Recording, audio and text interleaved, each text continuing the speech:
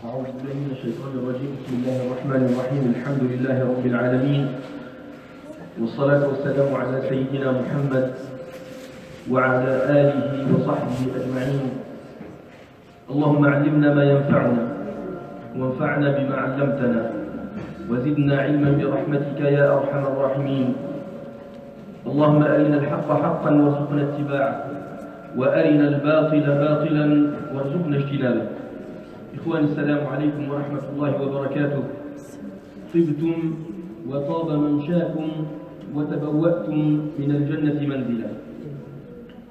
اليوم إن شاء الله سوف نتحدث عن موضوع كثر فيه الكلام وكثرت فيه الأسئلة، ويعني il fait partie des sujets brûlants dans la communauté et dans le monde. Mais surtout, ce qui nous intéresse nous pour le moment, c'est notre communauté. Certainement, il y a parmi vous des gens qui sont mariés. Ceux qui sont mariés, s'ils peuvent lever les mains, que je vois le pourcentage. Ok, ceux qui ne sont pas encore mariés, qui lèvent les mains maintenant. Il y en a quelques-uns, machallah. Donc, notre intervention, Inch'Allah, sera répartie en deux parties. La première, elle va concerner ceux qui n'ont pas encore eu cette occasion. D'abord pour ceux qui sont mariés déjà. Est-ce que votre vision par rapport au mariage, par rapport à la vie dans le mariage, est-ce qu'elle a changé avant et après ou pas? Qui est-ce qui a changé? Qui est-ce qui, sa vision, a senti qu'il a trouvé des choses dont il ne s'attendait pas? Il y avait du changement. Hein? Qui est-ce qui a rêvé du bonheur dans le mariage et c'est bon, il a trouvé tout est nickel, 10 sur 10?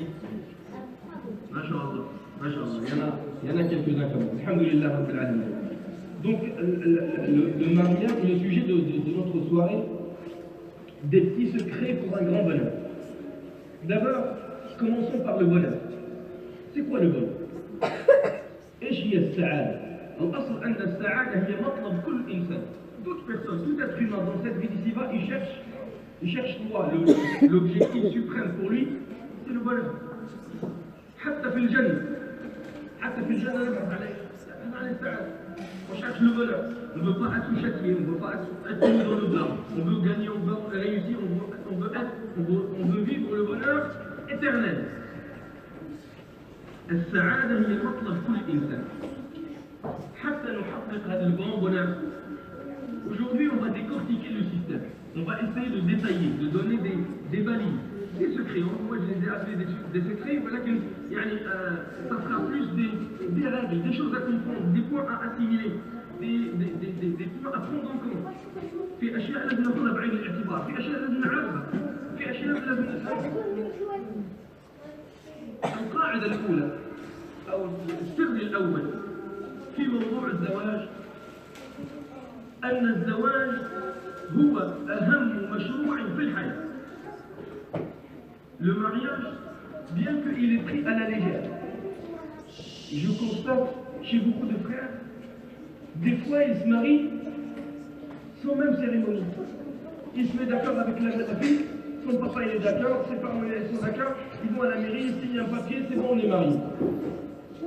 Si ça veut dire quelque chose, ça dit que pour nous c'est trop pris à la légère. موضوع الزواج الله سبحانه وتعالى أعطاه الأهمية القصوى والكبرى في دينه. Le sujet du mariage, le projet du mariage, الله سبحانه وتعالى أعطاه الأهمية ونعلم أهمية الشيء من الأجر الذي يترتب عليه. La chose, plus elle est importante, plus Allah سبحانه وتعالى lui attribue des hasanat. Il lui attribue l'ajr. C'est vrai ou pas? في رمضان يقول النبي صلى الله عليه وسلم من صام يوما في سبيل الله باعد الله بينه وبين النار 70 خريفا. Si jeûne un jour pour Allah subhanahu wa ta'ala, Allah t'éloigne de l'enfer 70 ans. C'est pour nous dire que c'est important. Allah subhanahu wa ta'ala il nous dit celui qui donne 1 euro pour Allah subhanahu wa ta'ala, Allah il multiplie ça par 700 et la masha Allah. C'est pour nous dire l'importance du don fi sabilillah, de soutenir la cause d'Allah subhanahu wa ta'ala. Venons au mariage. Qu'est-ce qu'il dit Allah subhanahu wa ta'ala? Le prophète, sallallahu alayhi wa sallam. يقول النبي صلى الله عليه وسلم من تزوج ملكت نصف دينه. Est-ce qu'il y a une adoration qui atteint 50% du chemin? Qui atteint 50%. يعني أنت تتزوج تضمن 50% 50% من الدين ديجا عندك لا موين عندك ديجا فليتق الله في النصف الاخر في اتونسيون و50% ريسبي هل في عباده رتب الله عليها اجر اكثر من الزواج والحمد لله المؤمن ليس له من العباده الا الصلاه والصوم لا المؤمن اتقانه لعمله عباده ونومه للراحه وتجديد النشاط عباده وزواجه عباده وزواجه أهم عبادة من العبادات أو من أهم العبادات.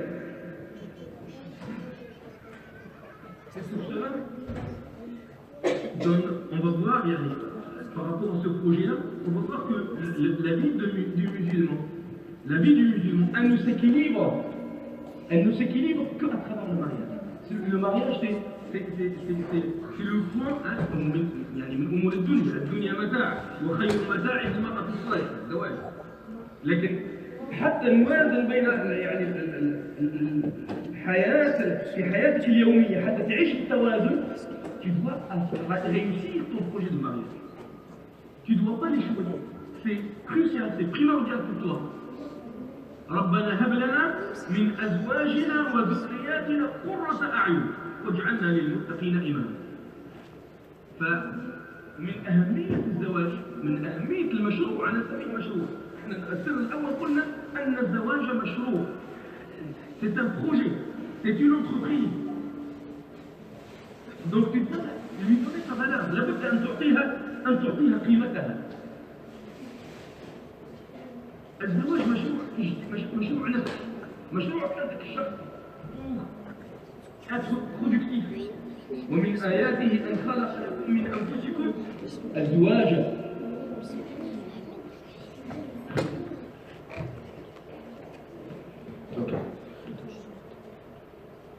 ومن آياته أن خلق لكم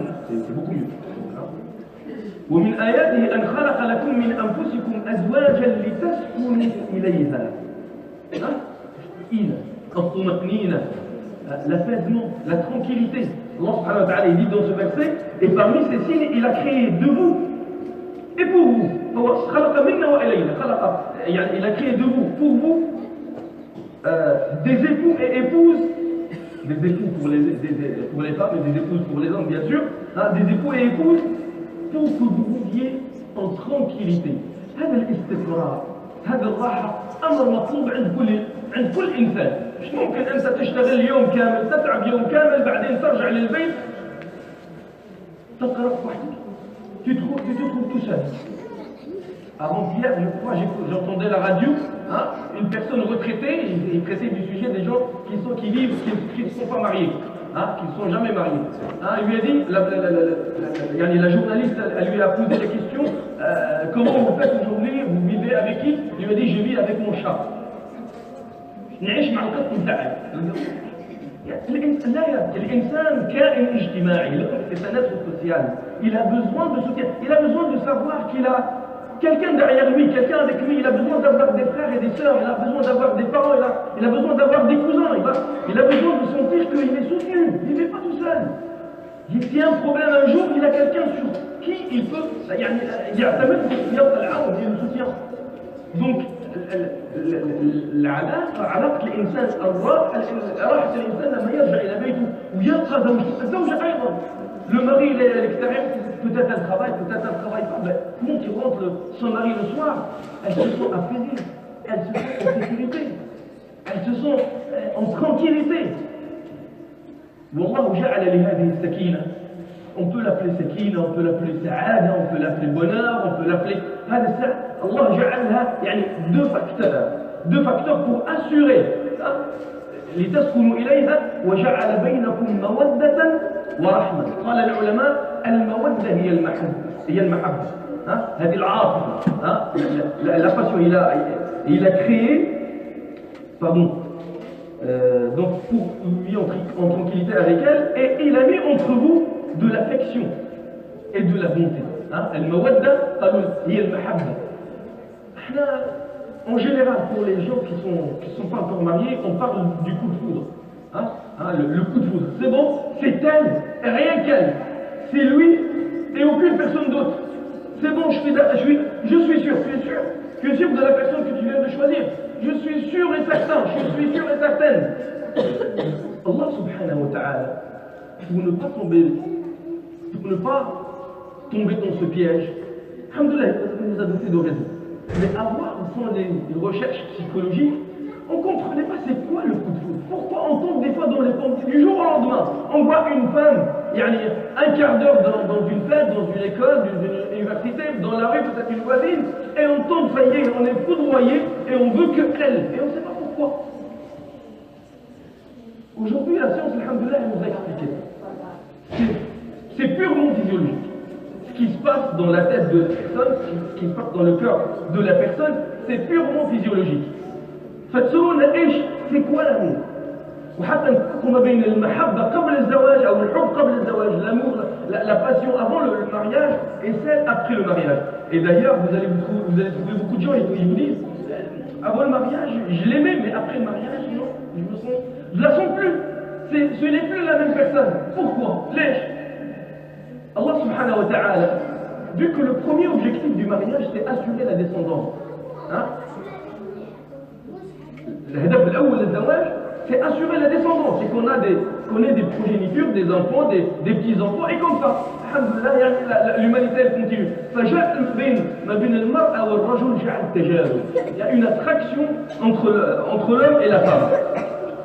Suivant un mécanisme qui est géré par ce qu'on appelle dans notre cas des neurotransmetteurs. Quand l'âme rencontre la femme qui lui plaît, d'ailleurs, pour qu'elle lui plaise, il y a des éléments inconscients qui sont détectés par notre inconscient. On a deux parties. Une partie consciente avec laquelle on parle, on réagit, on discute, on travaille, tout ça. Et on a une partie inconsciente. C'est elle qui fait beaucoup de choses, qui détecte beaucoup de choses. Eh bien, quand on a une personne qui nous plaît, il y a des éléments que notre inconscient les a détectés.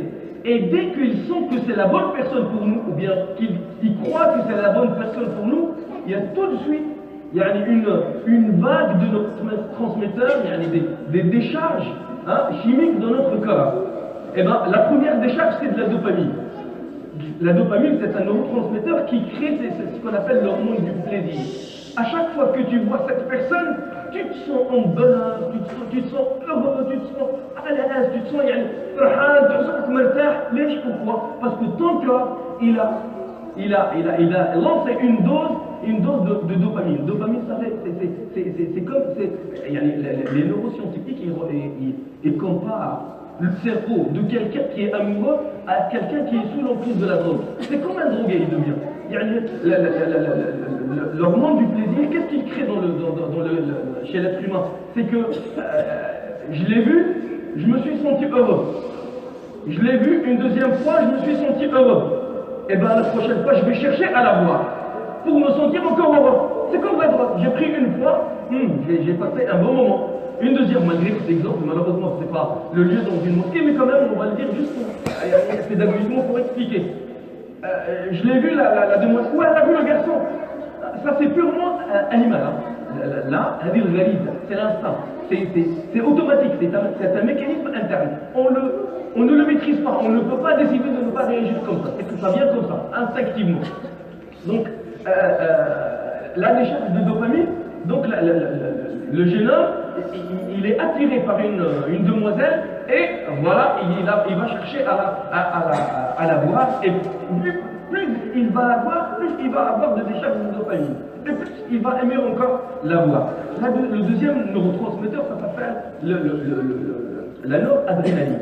La noradrénaline, elle a deux effets. Le premier effet, c'est qu'elle donne une décharge d'énergie. La noradrénaline, c'est une hormone à la base, elle est sécrétée quand on est en cas de danger, dans une situation de défense. Si tu te promènes dans une forêt et brusquement il y a un léopard ou un tigre qui saute devant toi, et ben ton corps il va donner une décharge d'adrénaline, tu vas courir plus qu'une gazelle. Même si tu es fatigué, tu vas تجري doucement. Pourquoi? Parce que ton corps il a des réserves d'énergie, ils sont stimulés par l'adrénaline. Là, dans cette situation-là, la personne qui tombe sous l'effet du coup de foudre, on va dire, hein, il va voir son cœur qui commence à battre. Il a mal à l'estomac, il a la boule au ventre, et il va voir ses yeux qui commencent à s'ouvrir. Peut-être qu'il va commencer même à avoir de la sueur. C'est quoi ça? C'est de l'effet de l'adrénaline. L'être humain, en général, la majorité d'entre nous, on a senti cette sensation. On voit la personne qui nous plaît, et d'un coup, ça y est, on ne sait plus quoi dire. Même la voix, elle change. Même la voix, quand on parle en présence de la personne qu'on aime, tellement on se sent en danger, on se sent qu'il y a un risque, on commence à parler d'une manière qui n'est pas naturelle du tout. La deuxième chose, le deuxième effet de la noradrénaline, qu'est-ce qu'elle va faire? Elle va arrêter l'effet critique. Allah subhanahu wa ta'ala nous a doté d'un néocortex. الله سبحانه وتعالى سماها الناصية لنسمع بالناصية القرار مركز اتخاذ القرار. C'est ici qu'on le prend. يعني في النيوكورتكس مقدمة المخ. C'est ici que les opérations logiques في القشرة المخية et surtout ici au front. Et ben la noradrénaline, elle va arrêter l'effet logique.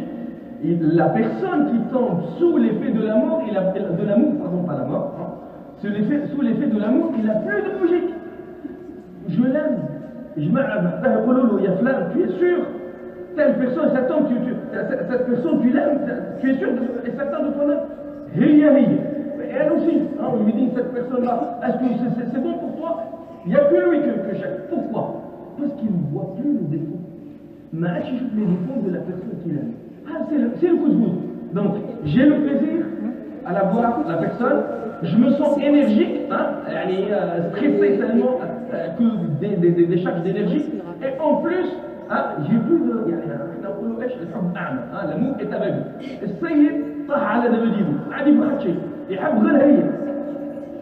Le problème, il est où? On va admettre que c'est bon, ils se sont mariés. Ça y est, زوجوا مشى خطبوا عجباتو عملوا العرس والحمد لله ومن 5. Il y a un deuxième phénomène, c'est que avec le temps, il y a une personne, excusez-moi de l'exemple, c'est juste pour expliquer, une personne qui s'est habituée à prendre une dose de drogue par jour. Après 6 mois, son corps il va s'habituer. Il aura besoin de plus encore de drogue. C'est pour cela qu'il rentre dans la dépendance. Et bien la personne, le corps mental, il est accoutumé à la substance. La personne avec qui il s'est marié, elle va devenir plus indéfinie. Au début c'était indéfini, je la veux, je vais faire tout pour l'avoir. Il n'a plus à faire des efforts. Son corps il va s'habituer. C'est plus stimulant. ما عادش مثير العمليه الحكايه. يشوفها كل يوم صباح وليل وطيب معه يشوفها tous les jours. C'est plus stimulant pour lui. Donc l'adrénaline, il n'y en a plus. ما عادش فيها adrénaline. Il n'y a plus de dopamine, il n'y a plus de plaisir. C'est la répétition, c'est tous les jours. C'est comme si, imagine que tu aimes un plat à la folie, mais on te le donne 5 fois par jour pendant 2 mois. Et bien à la fin du deuxième mois, tu vois, ça y est, on ne peut plus. Et bien c'est la même chose. Sauf que Allah subhanahu wa ta'ala nous a donné un deuxième système. Un deuxième système, c'est que au fur et à mesure que notre corps s'habitue, ces substances, adrénaline et dopamine, elles baissent, on est accoutumé. Qu'est-ce qui se passe? Il y a une deuxième substance qui s'appelle l'ocytocine. C'est une hormone, on appelle ça l'hormone de l'attachement. L'hormone de l'attachement. Il est sécrété quand la femme elle accouche de son bébé. لما المرأة تنجب Allah subhanahu wa ta'ala il a fait que son corps il sécrète l'ocytocine pour créer le lien entre elle et son bébé. Et elle fait tout pour le protéger. Ça s'appelle aussi l'hormone de la fidélité. L'hormone de la fidélité. On a fait une expérience. On a donné à 2 souris qui ne se connaissaient pas. On a amené une souris de je ne sais où et l'autre de je ne sais où, et on leur a injecté de l'ocytocine. Et bien, on a senti que leur relation, elle s'est consolidée et il n'y avait plus de conflit entre eux, ils vivaient ensemble tranquillement. Donc c'est une hormone, au fur et à mesure que les autres neurotransmetteurs baissent, il y a l'ocytocine qui va monter. Et cette substance, elle est sécrétée. Elle est sécrétée pendant les moments où il y a du contact. Pendant les moments où il y a des activités communes. Yani, plus tu as des activités avec ta femme qui te fournissent plaisir, plus ton corps il va sécréter de l'ocytocine. Plus tu vas sentir de l'attachement et de la fidélité vers ta femme et elle envers toi. Moins tu vas avoir des activités avec elle, moins vous sortez ensemble, moins vous parlez ensemble, moins vous mangez ensemble, moins vous faites les courses ensemble, moins que vous ayez des relations ensemble, des activités ensemble, moins votre corps va sécréter cette ocytocine et moins vous sentirez de l'attachement. Et là, le phénomène qui va se passer, s'il n'y a pas ces activités-là, vu qu'il n'y a plus de famille, plus d'adrénaline, et que, vu que notre état critique, il va être établi, notre pouvoir critique, il va être établi. On a tout à l'heure que parmi les effets de la noradrénaline, c'est qu'elle baisse, enlève l'effet critique, elle annule l'effet critique. بعدين elle n'a plus d'effet, donc بعدين انت عندك قدرة النقد. Et tu commences à voir les défauts.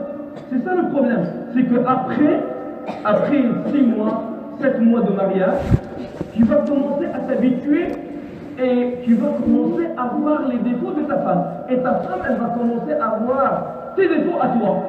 Et vous allez vous poser les questions. Est-ce que c'est elle que j'ai choisi? Mais on m'a fermé les yeux ou quoi? Et elle va se dire, je n'ai pas trouvé un homme entre les 3 milliards 500 millions d'hommes. C'est que lui. Pourquoi j'ai fait ce choix-là? Eh bien, c'est parce que maintenant, malheureusement, vous n'avez pas d'activité commune et que votre effet critique, il est là. Et on ne peut pas commencer à critiquer. Pourquoi tu as laissé la cuisine comme ça? Pourquoi le déjeuner n'est pas prêt? Pourquoi ma chemise elle n'est pas repassée? Et elle te dit, pourquoi tu m'as pas répondu au téléphone? Je t'ai envoyé 15 SMS. Et tu réponds, et là on commence à rentrer dans les quoi? L'effet critique il est devenu vif. On n'a plus ce qui va créer l'attachement entre nous.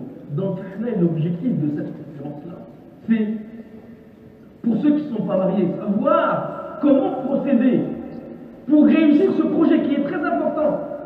Et la deuxième chose, pour ceux qui sont déjà mariés, pour leur dire, il y a un moyen de rétablir, de corriger. Il y a un moyen pour ceux qui ont des difficultés avec leurs époux ou leurs épouses, on leur dit, il y a un moyen de réconcilier, de remédier à la situation et revenir comme l'état précédent, comme si on vivait le grand bonheur. Je vais revenir juste sur un point, c'est que le mariage, c'est un projet. Le mariage, c'est un projet psychologique, comme on a vu, il nous donne l'apaisement et la tranquillité. Deuxième chose, c'est un projet spirituel. Le mariage, notre mariage, c'est un projet spirituel. Pour cheminer vers Allah subhanahu wa ta'ala, tu ne peux pas arriver seul. Tu as besoin de quelqu'un qui te soutient. Tu as besoin de quelqu'un qui, au quotidien, te rappelle Allah subhanahu wa ta'ala. D'où l'ajr qu'Allah subhanahu wa ta'ala donne pour ceux qui se marient. النبي صلى الله عليه وسلم ايش يقول رحم الله رجلا قام من الليل. Allah subhanahu wa ta'ala donne sa miséricorde à un homme qui s'est réveillé la nuit pour faire la prière de la nuit. قام من الليل. Et regardez le ton très doux du prophète sallallahu alayhi wa sallam. Il va faire ça en amour, avec amour vers sa femme. Par passion, par reconnaissance, par attachement. Et ça fera partie des activités qu'ils vont faire ensemble et ce qui va renforcer le lien entre l'homme et la femme, l'époux et l'épouse. رحم الله رجلا قام من الليل فصلى. Il s'est réveillé à 2h, 3h du matin, 1h30 avant Salat al-Fajr, même une demi-heure avant Salat al-Fajr. Il s'est réveillé. قام من الليل فصلى وأيقظ زوجته. فإن أبت نضح في وجهها الماء. Il lui a jeté quelques gouttes d'eau, quelques gouttelettes d'eau pour la réveiller doucement, gentiment, avec plein d'amour. ورحم الله امرأة قامت من الليل فصلت. ورحم الله امرأة قامت من الليل فصلت. Elle s'est rapprochée à Allah subhanahu wa ta'ala. Et vous savez que la prière de la nuit, elle fait partie, يقول النبي صلى الله عليه وسلم أفضل الصلاة بعد الفريضة صلاة الليل. La meilleure prière après les prières obligatoires, c'est la prière de la nuit. ورحم الله امرأة قامت من الليل فصلت وأيقظت زوجها فإن أبى نضحت في وجه الماء. Regardez ce travail en commun, ce travail du projet, comment ils cheminent ensemble vers Allah subhanahu wa ta'ala. Allah subhanahu wa ta'ala, il parle des gens de l'enfer, les gens malheureusement qui étaient égarés, يقول على الناس qui vont partir malheureusement à Jahannam. لا يهدي رسول الله صلى الله عليه وسلم. لا حول ولا قوة. معليش. المهم يقول الله سبحانه وتعالى ceux qui seront en enfer, ils seront joints par leurs épouses. dans le sens في معنى الآية. لكن ماذا يقول على الناس؟ يقول النبي صلى الله عليه وسلم إذا أيقظ الرجل أهله من الليل فصلى ركعتين. Si l'homme se réveille la nuit pour faire 2 rak'ahs, كتب من الذاكرين والذاكرات. كتب من الذاكرين. Allah subhanahu wa ta'ala va les inscrire parmi les gens qui invoquent Allah subhanahu wa ta'ala. Tous les deux, ensemble. Plus que ça, je vous dis que le mariage, le fait de se marier, c'est un projet pour la communauté. C'est un projet de l'islam. C'est un projet où مشروع الأمة، مشروع الهداية، ومشروع الدعوة. Regardez Sayyidina Ibrahim. Je peux vous poser une petite question. Sayyidina Ibrahim, vous connaissez tous l'histoire de Sayyidina Ibrahim. Il a invité, il a incité, il a demandé à son peuple d'adorer Allah subhanahu wa ta'ala, wahdahu la sharika lah, walakinnahum abaw. Et puis, ils l'ont jeté dans le feu. Hein? يعني قالوا حرقوه وانصروا آلهتكم إن كنتم فاعلين قلنا يا نار كوني بردا وسلاما على إبراهيم. لما خلاهم خلف بعد ما حاولوا يحرقوه قال إني ذاهب إلى ربي سيهدين. وش قال بعدها؟ ربي هب لي من الصالحين. ها؟ قال إني ذاهب إلى ربي سيهدين ربي هب لي من الصالحين. C'est quoi la relation entre le fait qu'il soit rejeté de son peuple, rejeté par son peuple, et qu'il demande à Allah subhanahu wa ta'ala de lui donner une progéniture pieuse. قال إني ذاهب, je me dirige vers Allah subhanahu wa ta'ala, il doit me guider. Ô Seigneur, donne-moi une progéniture pieuse. ربي هب لي من الصالحين. ايش هم الانبياء في الارض؟ ليش رب سبحانه وتعالى بعث الانبياء؟ ليش خلق الانسان على الارض؟ الله سبحانه وتعالى a créé l'être humain sur terre pour l'adorer. وما خلقت الجن والانس الا ليعبدون. On est d'accord. Et Allah subhanahu wa ta'ala بعث الانبياء لتعبيد الناس لله, pour guider les gens vers Allah subhanahu wa ta'ala. Donc l'objectif de Sayyidina Ibrahim, c'est créer, c'est faire que les êtres humains adorent Allah subhanahu wa ta'ala. C'est sa mission en tant que prophète. En tant que prophète, la mission de Sayyidina Ibrahim, c'est guider les gens vers Allah subhanahu wa ta'ala. Mais son peuple, ils ont refusé. Eh bien, il a une idée. Qu'est-ce que je vais faire? Eh bien, je vais me marier. Je vais créer une famille. Je vais avoir des enfants. Ces enfants seront sur le droit chemin. Et ces enfants vont se marier, ils vont avoir des enfants. Ils seront tous sur le droit chemin. Et on va remplacer la société égarée par une nouvelle société qui va adorer Allah subhanahu wa ta'ala. C'est pour cela qu'il a dit après رب إني أسكنت من ذريتي بواد غير ذي زرع عند بيتك المحرم. Ô Seigneur, j'ai installé ma famille, mes enfants, ma descendance, ma progéniture à côté de la Mecque, عند بيتك المحرم, à côté de la mosquée, le masjid al-haram, عند بيتك في بيت pardon بواد غير ذي زرع عند بيتك المحرم. Pourquoi? ربنا ليقيموا الصلاة. ربنا ليقيموا الصلاة. Et on constate, juste un petit constat, c'est que la progéniture de Sayyidina Ibrahim, et je ne sais pas où Sayyidina Ibrahim, Aboul Anbiya. Ibrahim, le père des prophètes. Toute la descendance de Sayyidina Ibrahim, min Ismaïl ou min Ishaq, ce sont les gens qui ont hérité l'unicité d'Allah subhanahu wa ta'ala. Allah subhanahu wa ta'ala, في ذرية إسحاق جعل يعقوب وهو إسرائيل. أم كنتم شهداء إذ حضر يعقوب الموت قال لبنيه ما تعبدون من بعدي قالوا نعبد إلهك وإله آبائك إبراهيم وإسحاق إلها واحدا ونحن له مسلمون ومن ذرية سيدنا إسماعيل Sayyidina Muhammad sallallahu alayhi wa sallam. Donc les trois communautés aujourd'hui qu'on appelle monothéistes, les juifs, les chrétiens, les musulmans, ils font tous partie de la descendance de Sayyidina Ibrahim. Et bien c'était ça l'objectif de Sayyidina Ibrahim. Aujourd'hui, les gens qui adorent Allah subhanahu wa ta'ala sont tous la descendance de Sayyidina Ibrahim. Et combien ce projet dans nos têtes? C'est un projet, le mariage. Je prends à la légère, je vais me marier, c'est pas grave, si ça part ici, je vais changer. C'est pas aussi facile que ça. Le contrat entre l'homme et la femme, un serment consolidé. On ne joue pas avec ça. Et parmi les pièges dans lesquels tombent les gens qui se marient, ils divorcent, ils se marient, ils divorcent, ils se marient, ils divorcent, c'est qu'ils n'ont pas pris ça en compte. Et ils oublient qu'il y a des enfants. Et ces enfants, dans le cas où la famille elle a explosé, hein, papa et maman ils sont séparés, ils vont être livrés à eux-mêmes. Et on ne sait pas combien de problèmes ils vont rencontrer dans leur vie à cause justement de cette séparation. Donc c'est un projet pour la tranquillité personnelle. C'est un projet spirituel pour accéder au paradis. Et c'est un projet pour ancrer حتى نثبت لا إله إلا الله على الأرض. فأنت لما تتزوج ceux qui ne sont pas encore mariés, جدد نيتك وأصلح نيتك. C'est vrai, je veux me marier parce que le mariage c'est un besoin, mais aussi pour Allah subhanahu wa ta'ala, pour avoir une progéniture qui va adorer Allah subhanahu wa ta'ala sur terre. Donc, le premier secret, on l'a vu, et avoir ou donner l'importance à ce sacré.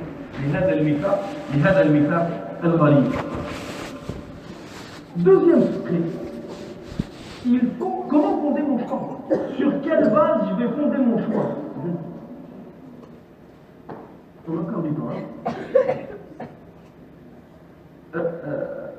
Sur quelle base je vais choisir mon époux ou mon épouse?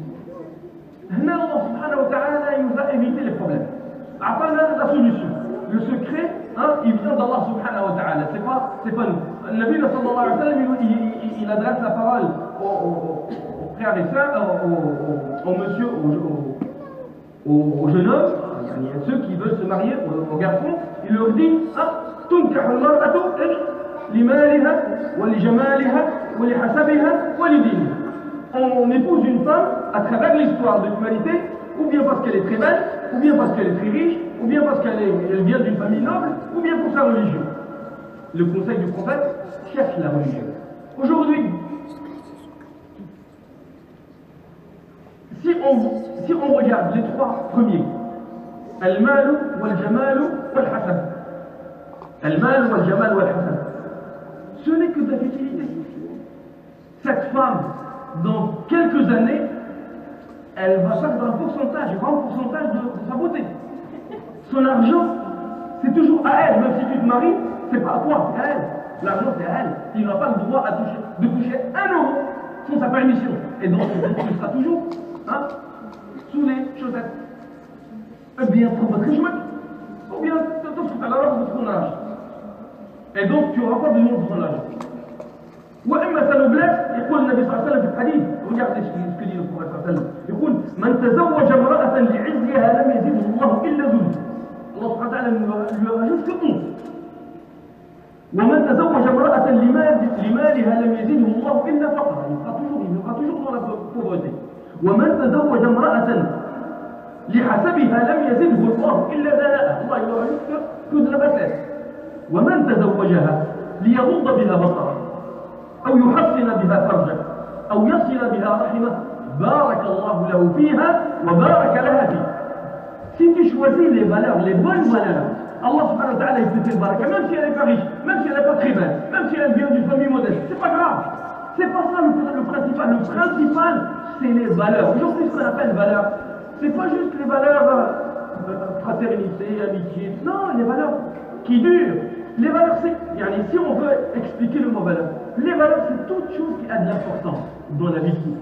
Toute chose sur lesquelles tu peux construire. La piété, être véridique, la loyauté, la fidélité. هذه القيم التي يبنى عليها الدين. أما الأموال تمشي، الجمال يجي يمشي. كل شيء غير القيم الصحيحة وحتى عند الرجل pour la femme, pour les femmes. إذا جاءكم من ترضون دينه وخلقه فزوجوه. Les valeurs, les basiques. Si une personne se présente, un homme se présente à une fille et que vous acceptez, vous adhérez à sa religion et vous acceptez son comportement, parce que le comportement il va attester que c'est la bonne religion. يعني في ناس الدين فقط في اللسان. Il te dit je suis musulman, akhi, ukhti, ou jazakallahu khayran, et quand il est dans son comportement véridique, véritable dans la vie de tous les jours, ça n'a rien à voir. Et bien notre prophète nous dit faites attention. Faites attention. Sayyidina Omar, il était un jour, quand il était calife, il y a une personne qui a demandé la main d'une fille. Il a appelé quelqu'un pour qu'il soit son témoin. Sayyidina Omar il lui a dit oui, je le connais. Est-ce que tu as voyagé avec lui? Je n'ai pas voyagé avec lui. Est-ce que tu es rentré avec lui dans des transactions financières?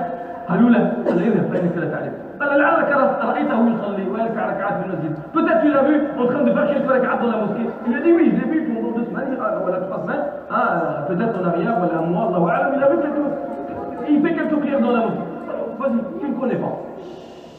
C'est pas la religion, elle a besoin d'un autre comportement, d'un comportement qui vraiment il confirme la religiosité de la personne. Donc il a déjà si on revient au coup de foudre, le coup de foudre en général, il est dû à la beauté.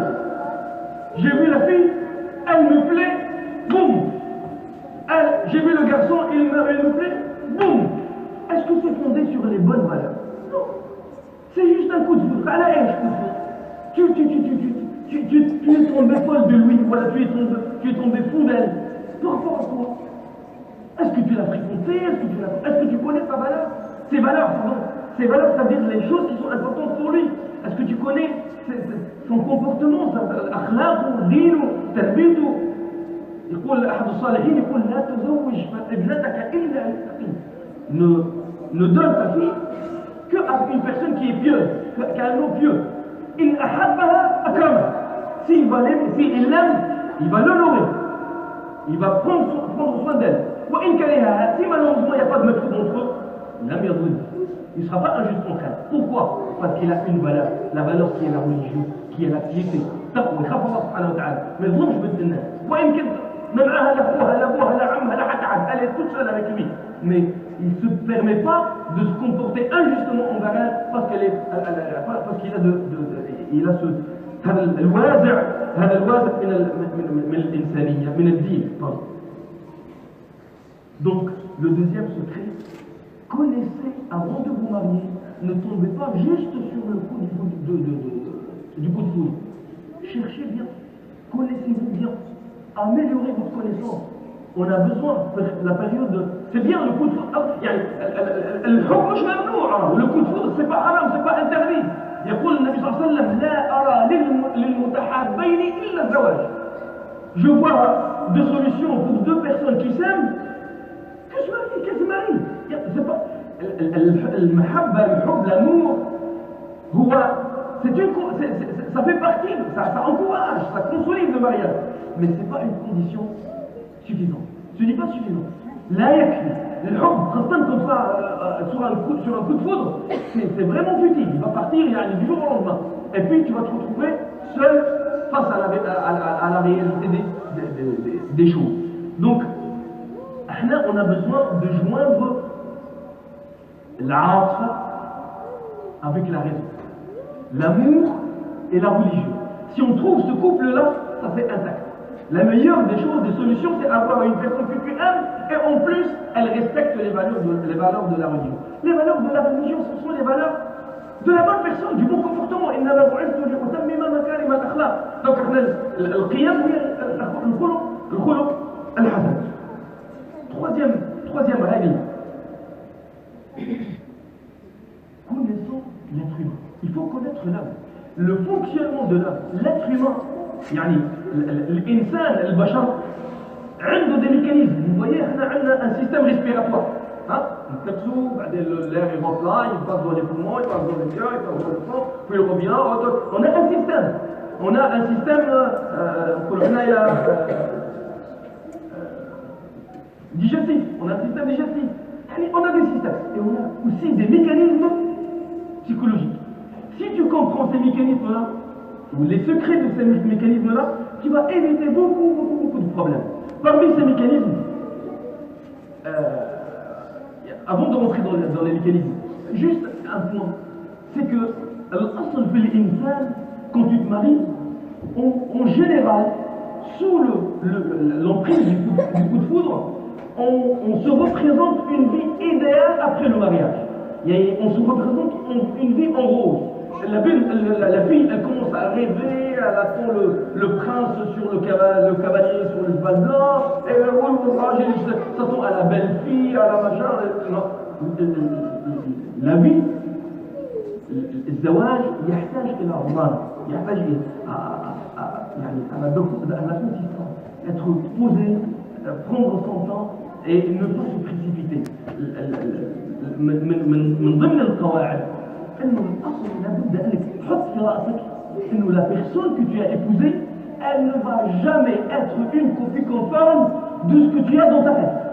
Sois certain, la personne que tu vas épouser, que tu aimes à la folie, même, on peut admettre ça, même si tu l'aimes à la folie, elle ne sera jamais une copie conforme de ce que tu as dans ta tête. Elle sera toujours différente. Pourquoi? Parce que on ne la connaît pas. Même elle ne se connaît pas, même pas. Même elle peut changer. Aujourd'hui, elle aime ceci, demain, elle va aimer autre chose. Donc, on évolue. Donc, la règle entre l'homme et la femme, c'est d'abord accepter la différence. On est différents, tous, hommes et femmes. On est différents parce que déjà, on n'est pas du même sexe. Hein? Hommes et femmes, ils ont pratiquement, ils ont pratiquement beaucoup de choses qui ne sont pas communes. On a beaucoup de différences entre nous. On est différents parce qu'on n'a pas la même éducation. On a une différence peut-être même qu'on ne fait même pas partie des mêmes origines. La sénégalaise ou la tunisienne, la française ou la marocaine. On peut des origines différentes, ne pas avoir la même éducation. On a des expériences dans la vie qui sont différentes. Vous voulez, deux personnes qui n'ont pas vécu les mêmes expériences auront les mêmes visions des choses. Certainement qu'on va avoir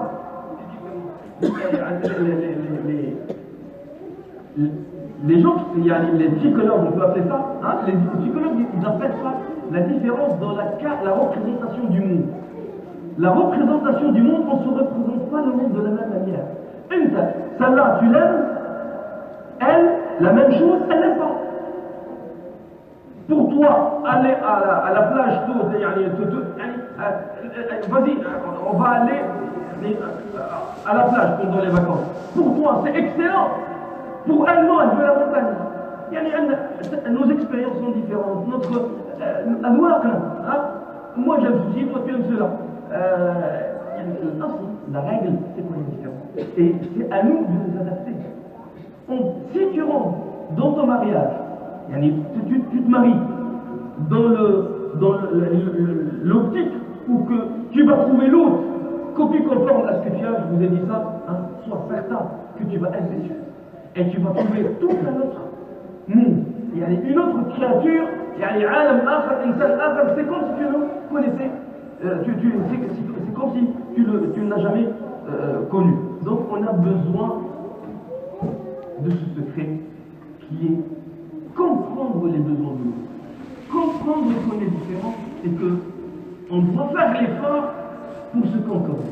لابد أن نعمل مجهود حتى نتفق. لابد أن نعمل. Tu dois fournir des efforts. L'homme doit faire des efforts et la femme doit faire des efforts pour que tous les deux arrivent à في نقطة وسط.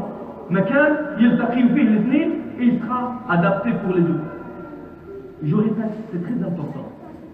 Jamais, tu vas trouver jamais la personne conforme à ce que tu cherches. Quatrième règle, c'est que tu n'es pas parfait et la personne en face de toi, elle n'est pas parfaite. Beaucoup de gens, dans sa tête, dans leur tête, c'est qu'il va choisir la personne parfaite. Elle doit être belle, elle doit avoir la taille de je ne sais quoi. Elle doit faire 1m70. Elle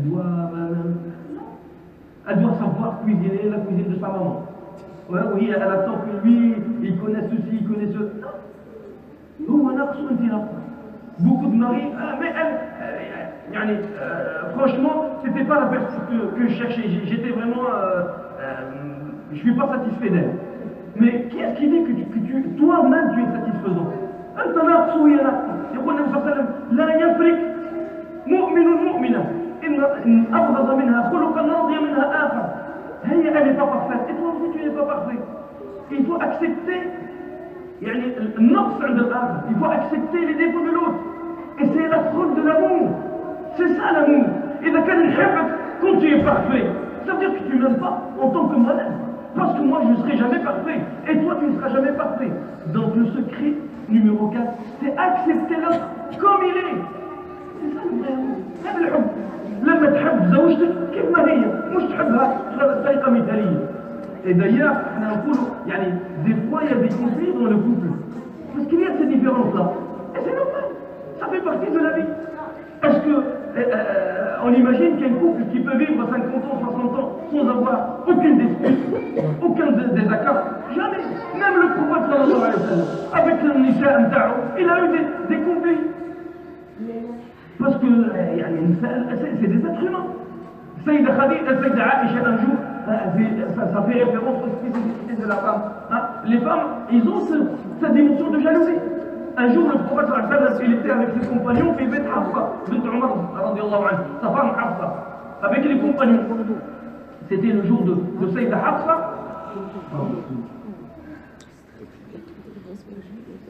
Ils étaient dans la maison de Sayyida Aisha. Ils étaient dans la maison de Sayyida Aisha et Sayyida Hafsa a ramené de la nourriture. Vous imaginez le prophète avec les compagnons assis dans la maison chez Sayyida Aisha et Sayyida Hafsa ramène à manger. Sayyida, par jalousie, s'est mis en colère. Et qu'est-ce qu'elle a fait? Devant le prophète, devant les compagnons, elle a couru vers le Qas'a et elle lui a donné un coup de pied, et elle a fait casser le récipient de la nourriture. Qu'est-ce qu'il a dit le prophète? Il s'est énervé. Tu m'as hachemti le coup de menace. Votre mère, elle a eu un coup de jalousie. Il lui a dit, tu remplaces à Hafsa un deuxième récipient et tu lui cuisines un deuxième. Compréhensible. On doit comprendre les différences. On doit comprendre que l'autre, il a ses défauts. Et si je l'aime avec ses défauts, c'est ça l'amour. Par contre, si je l'aime par rapport à l'idée que j'ai moi dans ma tête, je ne l'aime pas vraiment. L'image que j'ai de lui dans ma tête. C'est pas ça le vrai amour. Ça, c'est l'amour avant le mariage. L'amour après le mariage, c'est le riche. C'est quand tu découvres la personne, ses qualités et ses défauts. Et tu aimes ses qualités, tu l'aides à développer ses qualités. Et tu acceptes ses défauts. Et tu l'aides à dépasser ses défauts. C'est ça le vrai amour. لما تصبر على زوجتك وتصبر عليك وتعرف هي ناقصة، تعرف أنت هي اللي أنت ناقص، وتعرف هي ناقصة، وإحنا نتعاون من أجل العائلة، من أجل الإسلام، pour le projet, le grand projet de la spiritualité, le grand projet de la communauté, le grand projet de l'islam. C'est ça. C'est l'optique dans laquelle on doit vivre. Maintenant, dernière étape, je ne vois pas l'heure là. Il est quelle heure? ما عندي الوقت. اوكي الله يبارك فيك. كنت انت كامل ان شاء الله. اوكي. Donc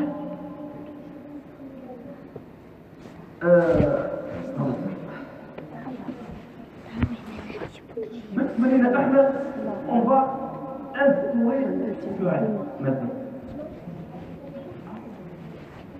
Je me suis marié. C'est bon, on est ensemble avec ma femme.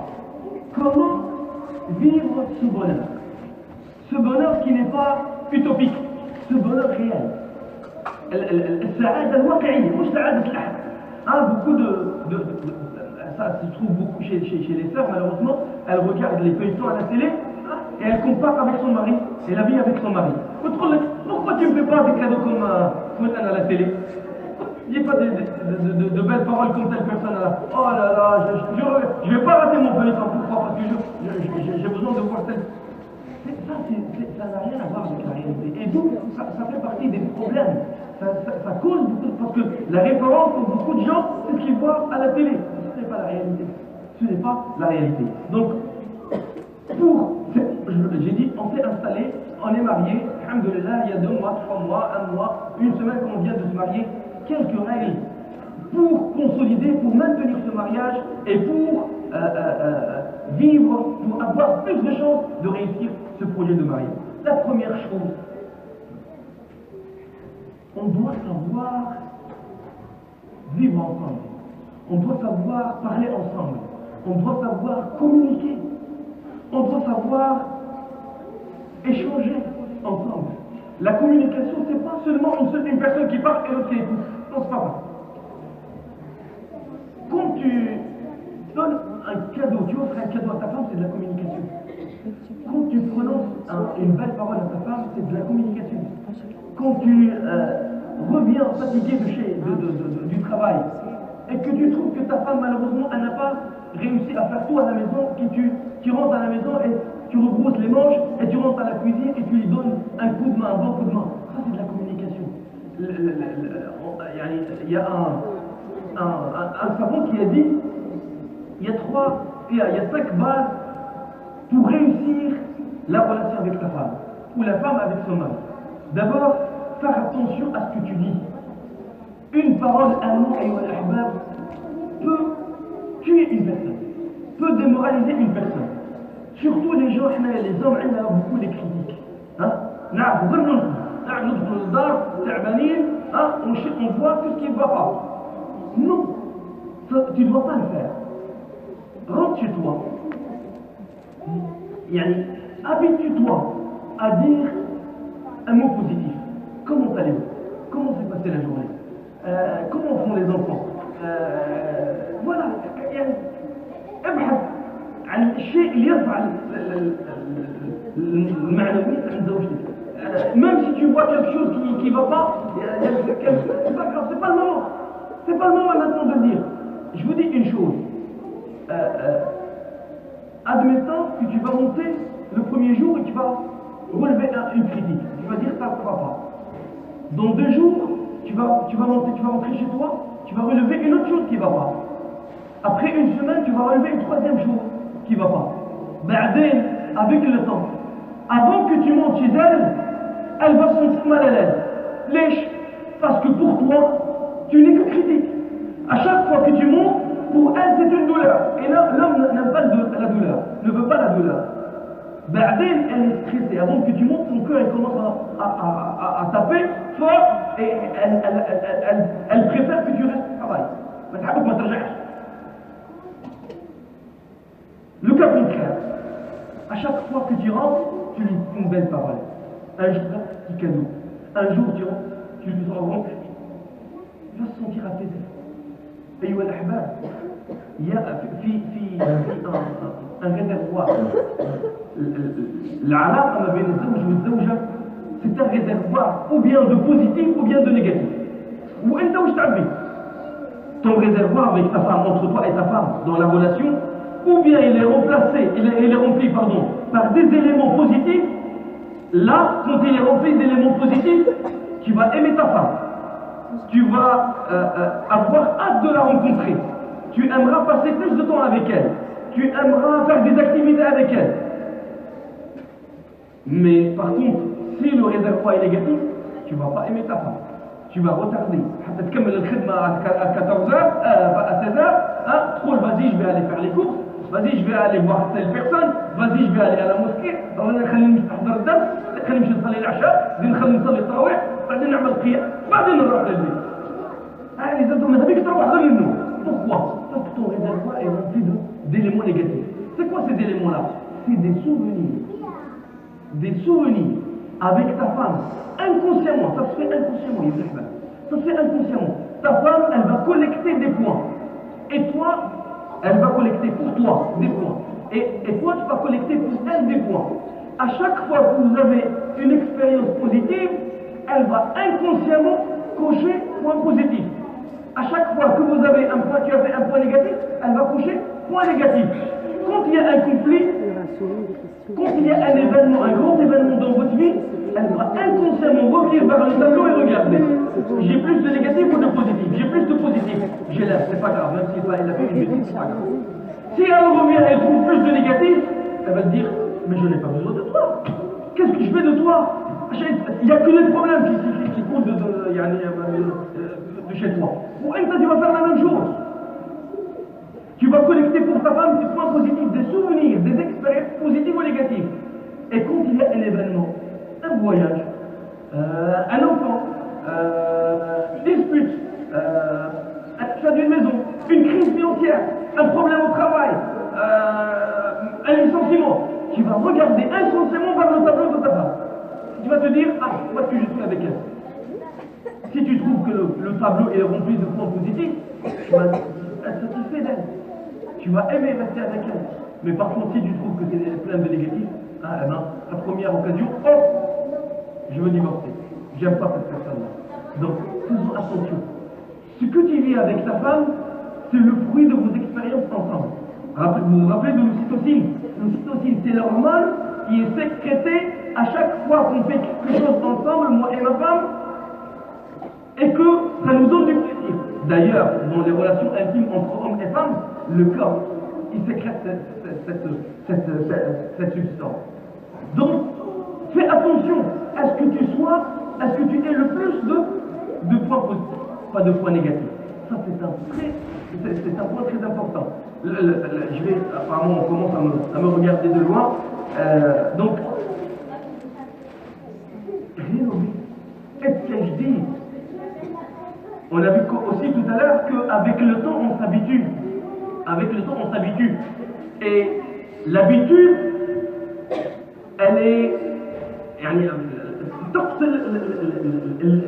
le plaisir, elle tue le plaisir. L'habitude, elle tue le plaisir.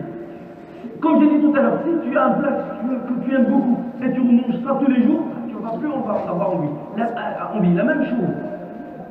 Il faut être capable d'innover dans votre vie. Un jour, c'est pas la peine de répéter toujours là. Bonjour mon amour, bonsoir mon amour, mon amour. Change tes cadeaux. Un jour un parfum, un jour une fleur, un jour un petit voyage, un jour une sortie, un jour un dîner, un jour... Entre nous, on se pose la question. Parmi, si on divise les années de mariage, hein, combien de fois vous avez donné un cadeau? Je laisse chacun avec lui-même. Pose-toi la question. Combien de fois tu es sorti avec elle? Que vous? Deux. كم من مرة خرجت أنت وزوجتك وحدك من غير لا صغار ولا تليفون ولا انترنت ولا والو. كم من مرة أهديت لها ان كادو دو فالور، ما نجيبلهاش حبتين قط ولا حاجة تدخلها في الكادو، نعم كادو دو فالور. كم أنا مقصرين حقيقة في حق زوجاتي. ما نعرف ولكن هذه فرصة أن نتعلم. Donc, il y a un autre élément qui est très important. Donc on a parlé de la bonne communication, on a parlé de baisser le niveau des attentes. Ça c'est un point très important. C'est que en général, les problèmes se créent quand mes attentes par rapport à l'autre sont au-dessus de ce qu'il me donne. Moi, mes attentes sont à 9 sur 10. Lui, il m'offre que 5 sur 10. Je vais me mettre en colère. Moi, j'attends de toi ce niveau-là. Et toi, tu me donnes que ça, je vais me mettre en colère. Ça va créer des problèmes. C'est par rapport aux deux. Si l'homme, il a des attentes au-dessus de ce que peut donner sa femme, ou la femme, elle a des attentes au-dessous de ce que offre son homme. Maintenant, l'axe. Si ta femme, elle attend de toi 7 sur 10, et toi, tu lui donnes 9 sur 10, elle va être vraiment heureuse. وإذا أنت تستنى من زوجتك 6 sur 10 وهي تعطيك 10 sur 10. الله شيخ النبي صلى الله عليه وسلم un jour avec sa femme السيدة عائشة. أيوة سيدي أوكي في يوم النبي صلى الله عليه وسلم مع السيدة عائشة حكت السيدة عائشة les femmes ont besoin de parler. On n'a pas parlé des besoins entre les hommes et les femmes. Les femmes ont besoin de parler. Et le prophète, le chef de l'État, جات زوجته حكت له على قصص 10 نساوين كل امراه وهي وزوجها ايش القصه بتاعها والنبي جالس يسمع فيها في الاخر حكت له على ايش؟ فام الكريتيك سون ماري سوف زرع انت زرع على ديكري سون ماري il est généreux il est grand il est beau il est machin فالنبي صلى الله عليه وسلم juste pour répondre aux attentes. قال النبي صلى الله عليه وسلم للسيدة عائشة elle était heureuse quand elle a l'histoire de Omzara. قال النبي صلى الله عليه وسلم وأنا كنت لك, et moi par rapport à toi, j'étais pour toi mieux qu'Abu Zar n'a été لأم زرع, وأن أكون خير لك من أبي زرع لأم زرع. malgré que toi, السيدة تحكي هي يعني ابتدت فرحانة تحكي comment est-ce qu'Abu Zar a fait أم زرع. قالها أنا خير أنكم من أبو زرع لأم زرع. أنتم كيف مع زوجاتكم؟ شوف كل يعني فاجئون مفاجآت إيجابية. هي تنتظر منك 5 على 10, لا يا سيدي تعطيها 8 على 10. أنت تنتظر 7 ولا 4 على 10, تقول لك أحيانا مش جاتوك الطاقة. طيب يئست منك. أنت tu dois la surprendre pour créer la dynamique, pour créer la vivacité dans le couple. On passe rapidement, malheureusement on n'a plus beaucoup de temps. كم الوقت مثلا؟ أصل ما كانش. Je finis en 2 points, rapidement en 2 minutes. 2 minutes. Un point très important, c'est que vous devez avoir des projets ensemble. Une femme et son mari doivent avoir des projets ensemble. Et je vous rappelle, le Nabi sallallahu alayhi wa sallam مع السيدة خديجة, لما كان مع السيدة عائشة, وأحب نساء النبي صلى الله عليه وسلم السيدة خديجة حتى بعد موته, حتى بعد ما ماتت ب10 سنين. قلت له revenue à la Mecque, قال اضربوا لي خيمة عند قبر خديجة. وقاعدين الوفاء بتاع النبي صلى الله عليه وسلم السيدة خديجة. قال صدقتني عندما كذبني الناس وأذرتني بمالها. Elle m'a soutenu pour chaque besoin des autres, ils m'ont lâché. فعنده مشروع النبي صلى الله عليه وسلم وزوجته معاه. لابد الزوج والزوجة يكون عندهم un projet. L'éducation des enfants, c'est un grand projet. Avoir une maison comme propriété, c'est un grand projet. Acquérir sa science, c'est un grand projet. Il faut avoir des... il n'y a pas que des grands projets. On peut avoir des petits projets. La télé, نعمل sport ensemble.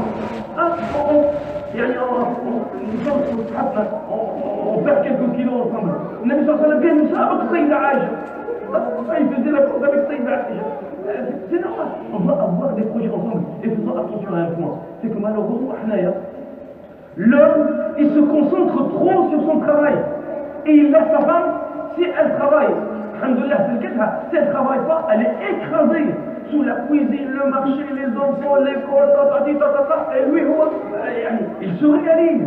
هو يكبر بخدمته, كان شاف دي سيرفيس, بعدين شاف كان امبلويي, بعدين ولا شاف, بعدين ولا شاف دي سيرفيس, بعدين ربما ديريكتور. هو يكبر بخدمته ويزيد الانجاز.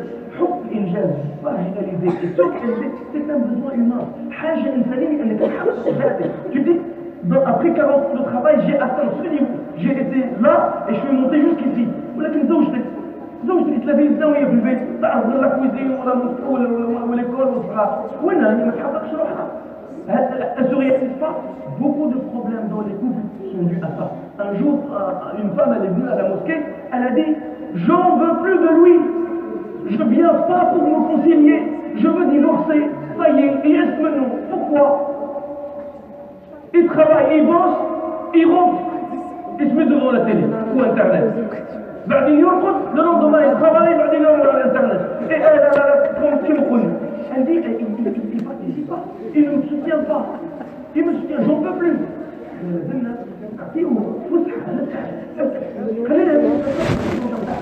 خليها فرصة انها تقول انا جي غادي في السرعة.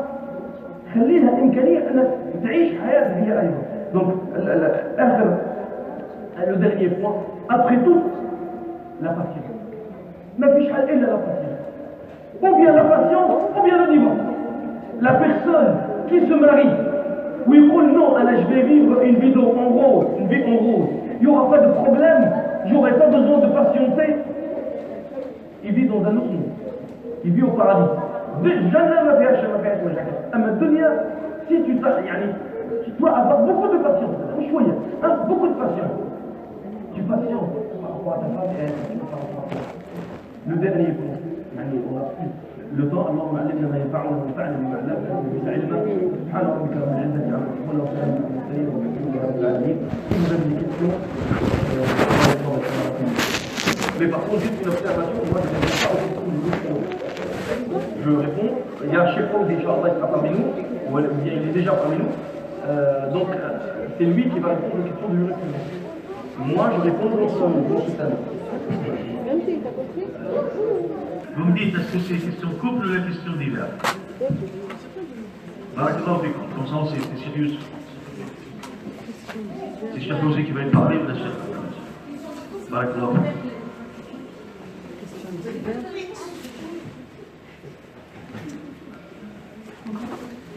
Salam alaikum.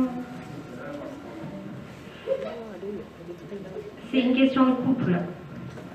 Pourquoi parle-t-on de grande impureté après un rapport sexuel alors que la sexualité est reconnue et encouragée en islam? Je n'ai pas compris la question. Vous n'avez pas compris par rapport au son, par rapport à la formulation? À la formulation. D'accord. La sexualité est reconnue et encouragée en islam. Ouais. Donc pourquoi parle-t-on de grande impureté après un rapport sexuel? C'est une question philosophique, ça. Là. Donc, la grande impureté, c'est pas par rapport à l'être humain ou par rapport à l'acte. C'est juste par rapport à l'état de pratiquer sa religion. Allah subhanahu wa ta'ala nous a invités, nous a incités, nous a obligés de faire les grandes les grandes ablutions, mais pas parce que c'est de l'impureté. C'est pas une question d'impureté par rapport à l'acte. L'acte il est invité, le professeur nous a dit même quand vous pratiquez votre acte, Allah va vous attribuer des hasanat. Donc l'acte en lui-même c'est pas impur, mais c'est juste l'état physique, l'état on va dire physiologique de la personne c'est la religion, c'est Allah subhanahu wa ta'ala qui a instauré ça, nous dit si vous faites l'acte sexuel, vous avez besoin de faire vos grandes ablutions. Mais l'acte en lui-même, non, ça n'a rien à voir avec l'impureté.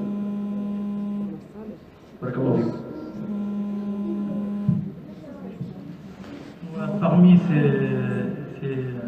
ces réponses, on peut dire aussi que c'est une tahara hukmiya. Hukmiya, c'est Allah subhanahu wa ta'ala a imposé une façon d'adoration et dès là, il nous a imposé de faire les grandes ablutions.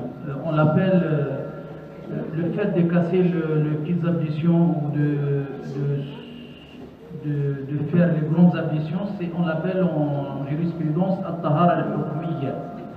At-tahara al-hukmiya veut dire que Allah subhanahu wa ta'ala avait mis des jugements derrière des signes. Si on a ce genre de signes, on doit faire ce genre d'adoration.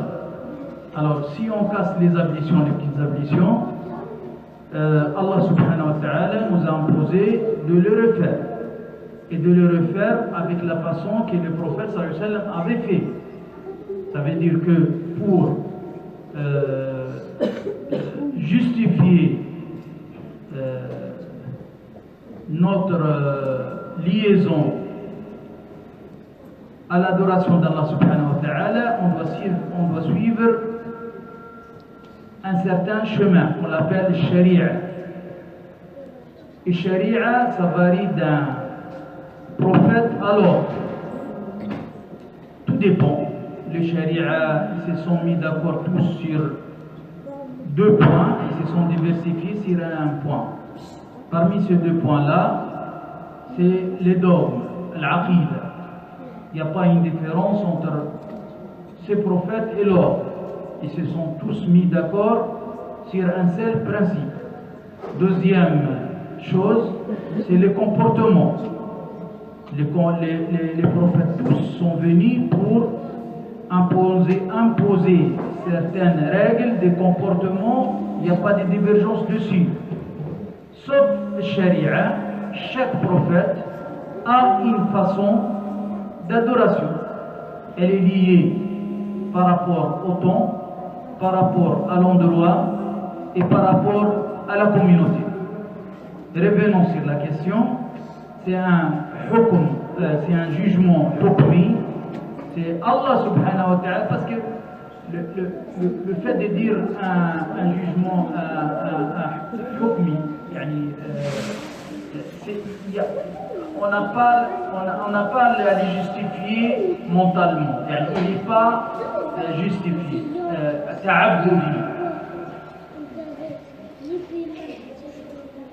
Une autre question, parce qu'apparemment c'est dur à signer. Il y a d'autres questions chez les Anatole. بالعرب سؤال هكذا. Oui, tu m'entends? Attends, je vais traduire en arabe parce que c'était que du français. En fait, السؤال الذي طرح هكذا قال شو ما دام الجماع مشروع في الإسلام لماذا يفرض الاغتسال بعد الجماع؟ لماذا يفرض الاغتسال بعد الجماع إذا كان الجماع يعني مفروض؟ هل الجماع هذه عملية مقبولة شرعا ولا لا؟ هذا شبه السؤال تحت بالفرنسية وجاوب المشايخ بالفرنسية ما فيش D'autres questions. بارك الله فيكم. الإنسان خرج منه ريح وجب عليه الوضوء. لماذا إذا خرج الريح نذهب إلى الوضوء؟ هذا نفس الشيء. لماذا إذا جامع الرجل أهله وجب الاغتسال؟ نفس الشيء. يعني هذا يسموه حكم تعبدي لا دخل للعقل فيه. Donc, question, en fait, le résumé, il a parlé en arabe, ni en français. C'est un acte d'adoration, c'est pas un acte de dire diminuer la valeur ni de l'âme, ni de l'homme, ni de la femme. Point. Parce que les deux vont se toucher. Du coup, par souci de confidentialité, c'est moi qui vais poser toutes les questions des sœurs. Mais ce sont bien les questions des sœurs. Pose la deuxième. Alors, il y a une sœur qui nous dit « Ma fille veut se marier avec un entier non-musulman et elle ne veut que lui. Elle ne veut rien comprendre. Est-ce que vous pourriez m'aider à trouver une solution ?»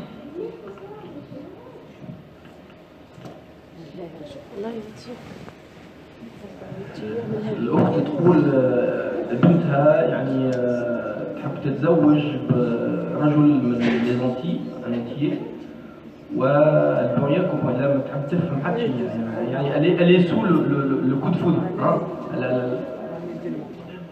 وغير مسلم نعم il n'est pas musulman c'est le point le plus important وهو غير مسلم mais elle demande تطلب كيف ممكن نساعدوها الحقيقة المساعدة إذا كان هي لا تريد أن تبذل مجهود وتفهم مش ممكن تتفاهم مع إنسان هو أصلا ما يحبش يفهم هي الآن للأسف الشديد تحت ضغط elle est sous l'emprise du coup de foudre et elle a besoin de parler avec toi là, moi je peux intervenir pour conseiller mais il faut la ramener à la raison. Il faut lui expliquer le phénomène dont on vient de parler. Si elle parvient à lui expliquer ça, elle lui dit c'est un phénomène purement psychologique et que Allah subhanahu wa ta'ala il nous demande de ne pas s'attacher aux futilités. Peut-être elle trouve qu'il est beau, peut-être qu'elle trouve qu'il est charismatique, il est convaincant, il est machin, mais c'est pas le plus important. Le plus important c'est l'au-delà. Le plus important c'est le Jannah et éviter l'enfer. Le plus important c'est éviter de désobéir à Allah subhanahu wa ta'ala et si elle rentre dans ce mariage là malheureusement elle tombera sous dans le péché et qu'Allah subhanahu wa ta'ala le guide vers le droit chemin. En tout cas moi je peux proposer mes aides sans aucun problème. La prochaine question s'il vous plaît. Les frères ici, pas de questions? Non. Allez-y, ma soeur. Donc, je suis mariée depuis 3 ans et la sœur nous dit qu'elle a 2 enfants, mais que sa belle-mère ne l'aime pas et qu'elle lui fait bien savoir. Elle dit que son mari ne la soutient pas en fait face à la belle-mère et donne toujours raison à sa maman. Donc, la sœur demande si elle a le droit de ne plus aller voir sa belle-mère.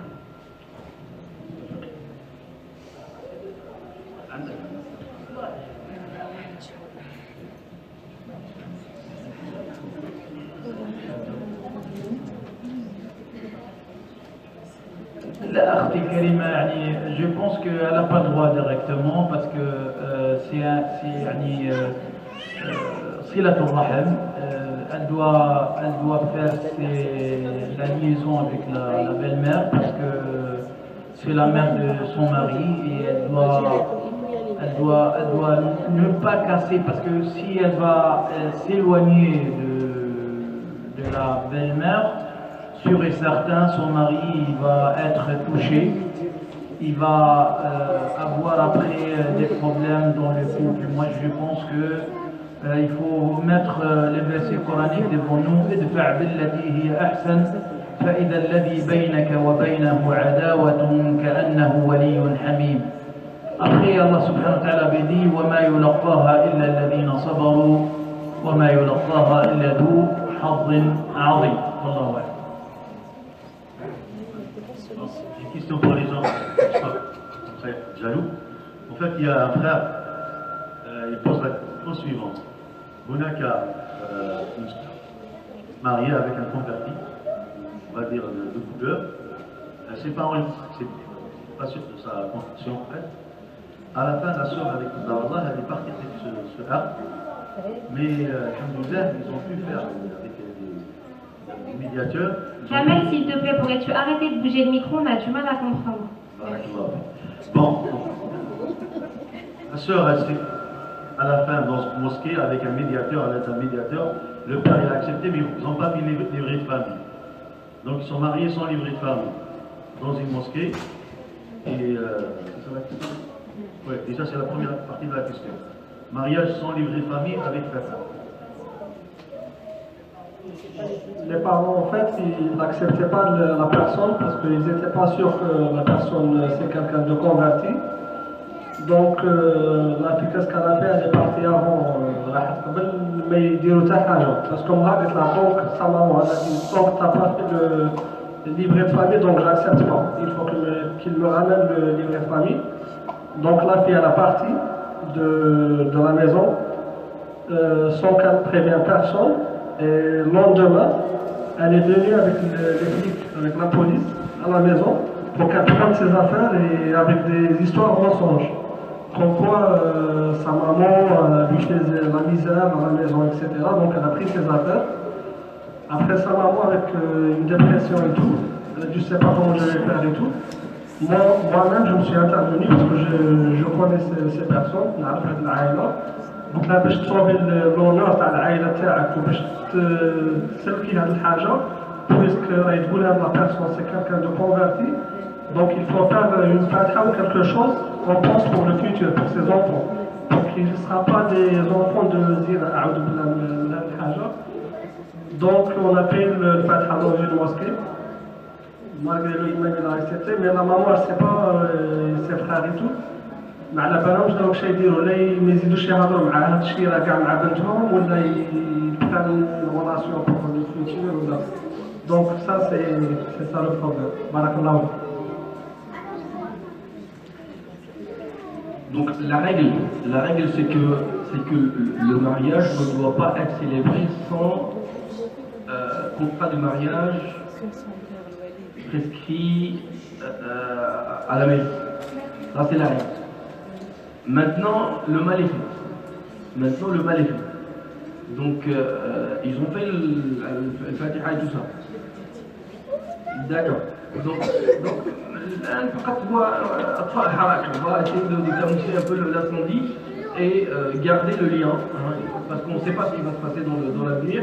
Elle aura des enfants, peut-être va se séparer de cette personne-là. Donc il faut garder le lien avec leur fille, essayer de la calmer, de la raisonner, et s'ils peuvent se rattraper et faire l'acte de mariage à la mairie, ça serait très bien. Sinon au moins ils gardent le lien.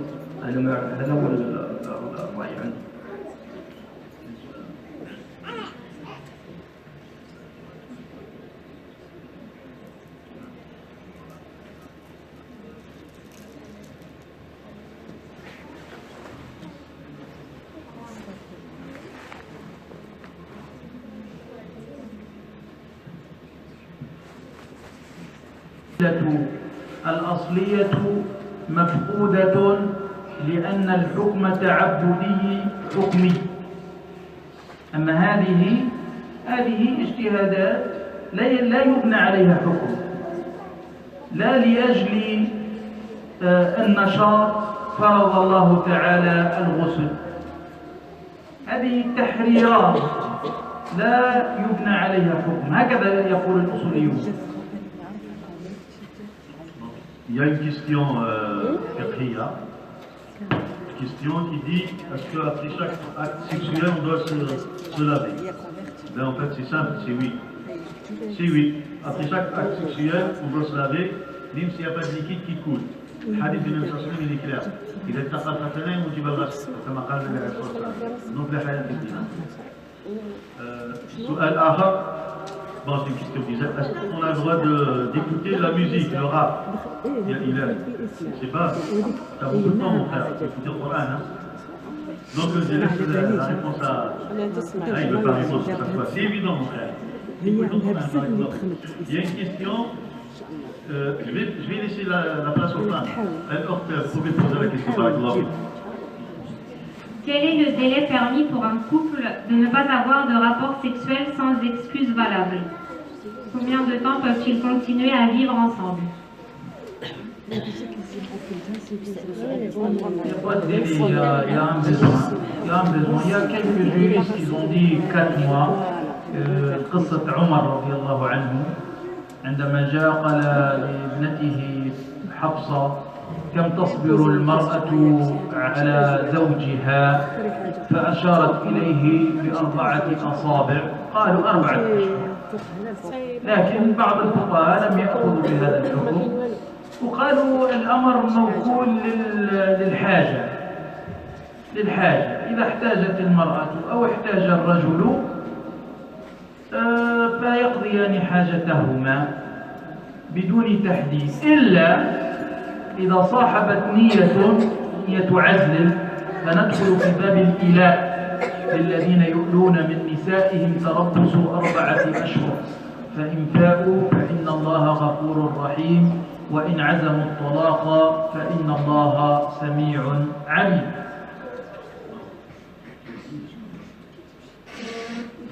En fait, la traduction est simple. Il n'y a pas de délai réglementaire. Si les deux personnes, c'est-à-dire l'homme et la femme, il n'y a pas de besoin, ils peuvent ne pas faire d'acte. Mais si l'homme, on va dire par volonté, pour faire du mal à sa femme, il ne la touche pas, par abandon, il n'a pas le droit de dépasser 4 mois. S'il dépasse 4 mois, on appelle l'islam, c'est ilat, c'est-à-dire il va abandonner sa femme. Et dans la réglementation islamique, ici, s'il ne revient pas, le juriste islamique, le tribunal islamique, la femme a le droit de demander le divorce, la séparation. والقاضي يجبرها على الطلاق، والقاضي يجبر الرجل على الطلاق.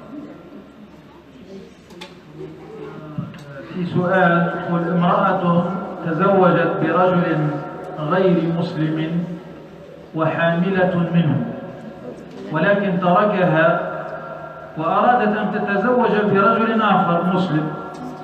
السؤال هل يجوز لها الزواج من آخر؟ أكيد يجوز لها الزواج من آخر لكن بعد وضع الحمل. بعد وضع الحمل يجوز لها أن تتزوج من آخر ما لم يحضر عليها. نعم هو لم يطلقها لأنها بني على باطل فهو باطل. المرأة تزوجت من غير مسلم فالزواج باطل وكل البناء الذي يبنى على هذا الصرح فهو باطل فلا يحتاج إلى طلاق. ما دخل بصحة يخرج منه بصحة وما دخل فيه بباطل لا نحتاج من أصل ولا باطل مهدوم من أصله.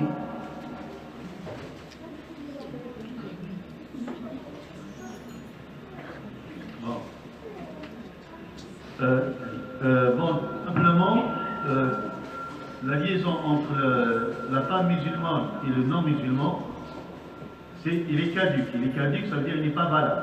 Vu qu'il est caduque, il n'est pas valable, donc c'est pas la peine de l'annuler. Parce que d'origine, il n'existe pas. L'islam n'accepte pas, donc il n'existe pas. Donc la femme, si elle veut se remarier, elle a le droit de se marier, mais à condition d'attendre l'accouchement. Parce que iddat al-hamil wa al-janib, ça veut dire dans l'islam, quand quelqu'un se sépare, la femme quand elle se sépare, elle a une période d'attente obligatoire. Donc l'attente obligatoire quand elle est enceinte, elle doit accoucher d'abord. Après, quand elle accouche, ça veut dire l'idda, ça veut dire la durée de l'attente, elle est complétée. Ici, là, elle peut se remarier avec un musulman, bien sûr. C'est jamais trop tard.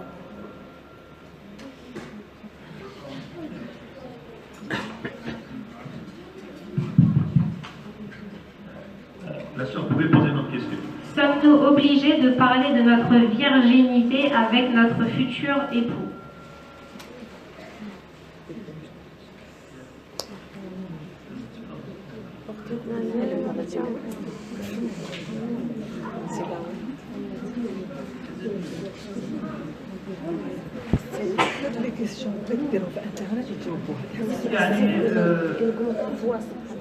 Il n'y a pas une interdiction, mais je pense que habituellement, on essaye de connaître ces genres de phénomènes par une intermédiaire, habituellement. Et on ne va pas rentrer sur des détails comme ce genre de détails. Mais si quelqu'un avait questionné en adab, est-ce que vous vous êtes marié avant, est-ce que vous vous êtes marié avant ça, est-ce que vous avez une expérience de mariage, des bons son wali ou des bons un mahram, je pense qu'il n'y aura pas de mal, Inch'Allah. Il n'y a pas de mal.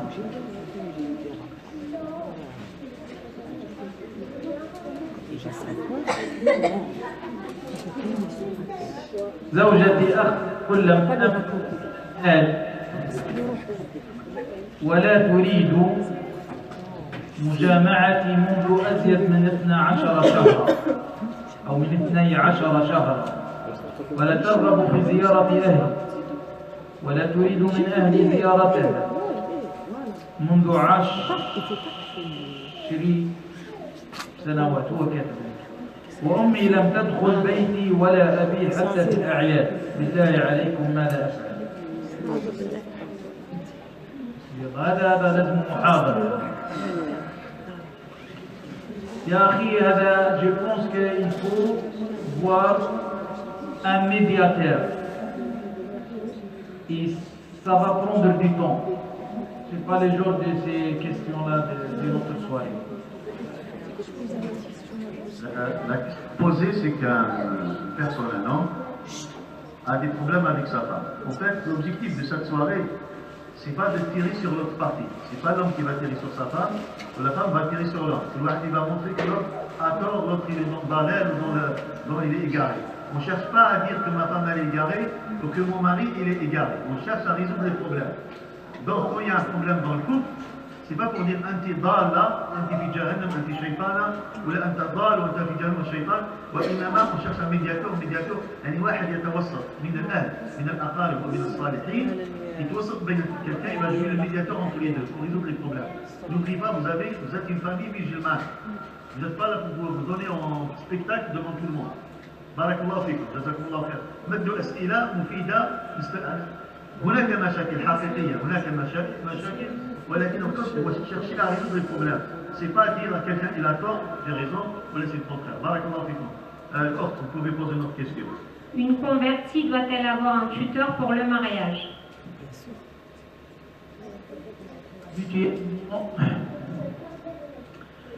Habituellement, le tuteur chez la plupart des juristes est imposé comme une partie de l'acte de mariage.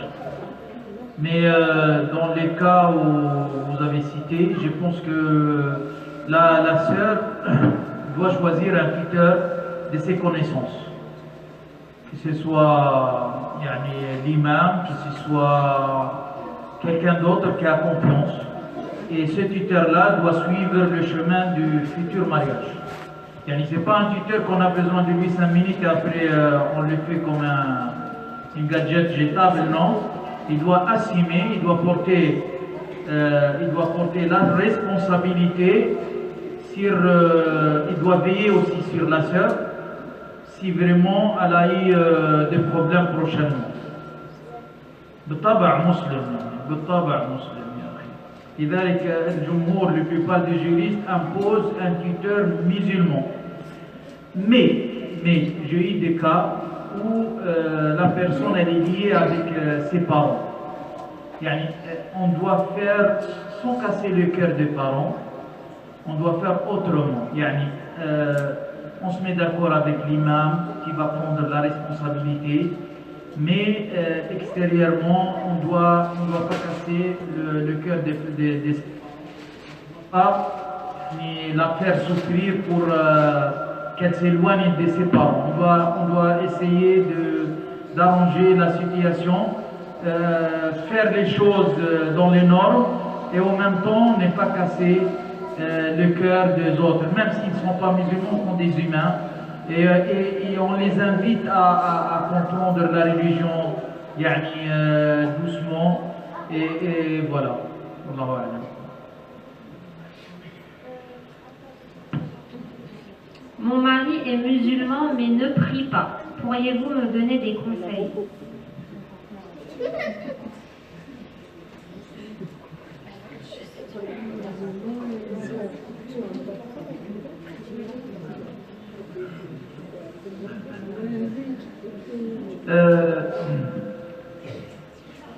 Chez la plupart des juristes, les trois écoles disent que ce qui a négligé la prière, il n'a pas nié l'obligation de la prière, il est encore musulman, mais musulman asi, comme on dit, asi, éloigné, pécheur. Mais chez la plupart des savants des hadiths, comme Ahmed ibn Hanbal et tout, ils ont dit c'est un mécréant, ce qui ne prie pas, il n'est pas musulman. Et de là, je pense qu'elle doit veiller sur son mari, elle doit essayer de lui faire da'wah, de le faire approcher vers la religion avec les comportements et qu'elle prie beaucoup à Allah subhanahu wa ta'ala pour qu'il l'aide.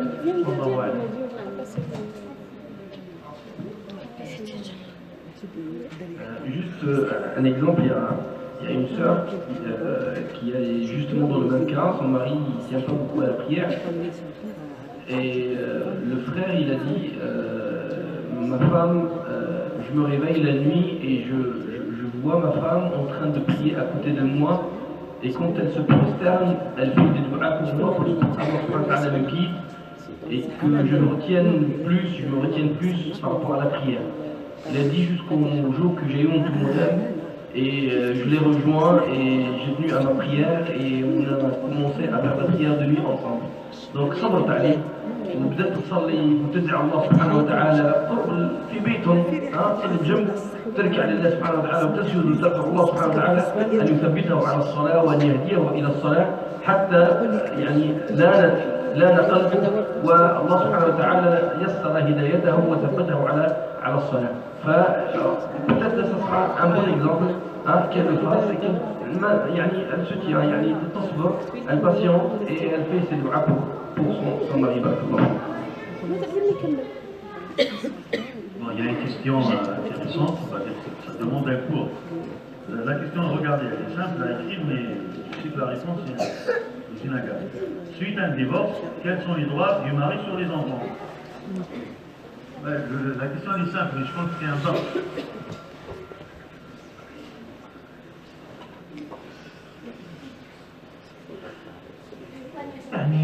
Je pense que la responsabilité elle va doubler. C'est pas avant les enfants ils ont une mère, ils ont un père et ils se sont élevés entre deux parties qui s'accumulent. Et là ils ont perdu sur certains que ce soit ils vont être vers la partie du père ou de mère, ils vont perdre l'habitude avec une partie. Ils vont marcher sur une seule côté. Ou bien ils vont voler avec un djanab. Un salaire. Voilà. Et de là, il doit faire très attention. Si vraiment la mère a pris les enfants, il doit veiller chaque week-end ou chaque fois, il va forcer les contacts et le faire sortir, leur donner des cadeaux, les lier envers lui et envers sa mère, bien sûr. En tout cas, en général, comme il a dit le frère, ces questions-là, ces genres de questions, ça demande une conférence. Mais en résumé, sa responsabilité, elle est en double, pour ne pas faire de ses enfants. Une question par rapport au travail. Il y a un étudiant qui travaille dans un hôtel. Il pose la question suivante. Est-ce que j'ai le droit de travailler dans un hôtel, sachant que cet hôtel est utilisé pour des actes que je n'ose pas déclarer? باللغة العربية أنا شاب طالب علم أو طالب مباشرة أعمل في فندق وهذا الفندق يستعمل في المحرمات فهل يجوز لي العمل فيه؟ Je pense que s'il est en cas de nécessité, il n'a pas de quoi manger, il n'a pas de quoi à se loger, et ainsi de suite, il les prend pour un cas de nécessité. Il doit chercher autre chose que ce genre de travail. Wallahu a'lam. Kamel, j'ai des questions encore, s'il te plaît. Vas-y. J'aimerais savoir si la sadaka faite au nom de mon défunt mari lui est accordée directement auprès d'Allah. السؤال يعني امرأة تصدق لزوجها هل هذا الأجر صدقة يصل إلى زوجها؟ أكيد. Sûr et certain, bi'idhnillahi ta'ala, si vraiment les éléments nécessaires de cet acte-là sont là, la sincérité, et que ce soit l'argent des halal. Et je pense que ce genre de sadaqa, ce genre de dua, ce genre de khatm al-Qur'an, ce genre de hajj, le genre de umrah, le genre de waqf, fi sabilillah, tout ça, bi'idhnillahi ta'ala, seront mises au compte de son mari. Wallahu a'lam. Question un peu délicate qui demande la responsabilité de tout le monde. سؤال محرج جدا للمسلمين جميعا. Bon, je vais résumer ça en fait. Les jeunes musulmans, garçons et femmes, quand ils pratiquent leur religion, ils ne peuvent pas se croiser dans la rue, ils ne peuvent pas se parler. Comment faire pour faire le contact الشرعي؟ مفهوم المسألة يعني الرجل الشاب المسلم الملتزم والأخت الملتزمة كيف يتعارفا؟ يعني هو لا يتعرض إليه في الشارع وهي لا تتعرض إليه في الشارع، كيف يتعارفا حتى يتزوجا؟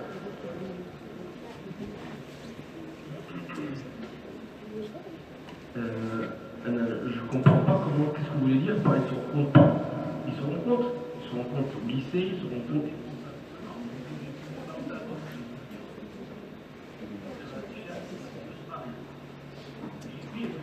Ouais.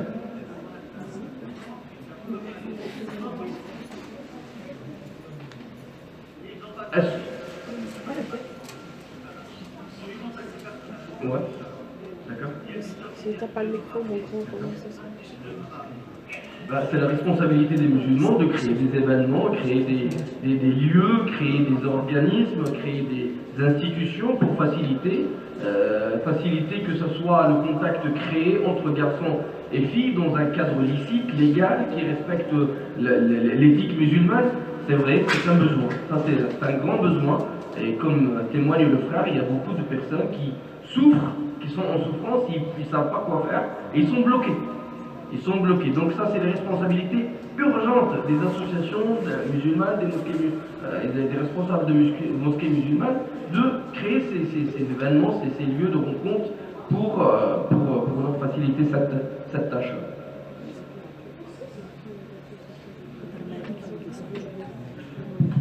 Alors, qu'est-ce que ça a à vous de poser la question? J'ai été mariée et ayant vécu une mauvaise expérience, je ne souhaite plus me remarier. Quels conseils pourriez-vous me donner?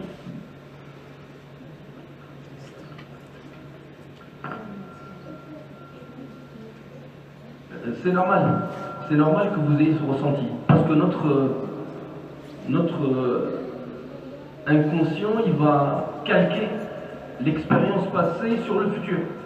Donc ton inconscient, il te dit, vu que tu as échoué une première fois, certainement tu vas échouer encore la deuxième fois. Tu as eu de la douleur la première fois, tu vas avoir de la douleur la deuxième fois. Tu as été déçu la première fois, tu vas être déçu la deuxième fois. Mais dans la réalité, ça c'est juste une impression. Hein, ça c'est juste une impression. Ce mécanisme, c'est un mécanisme d'apprentissage comme ça. Allah subhanahu wa ta'ala nous a donné un mécanisme qu'on appelle la généralisation.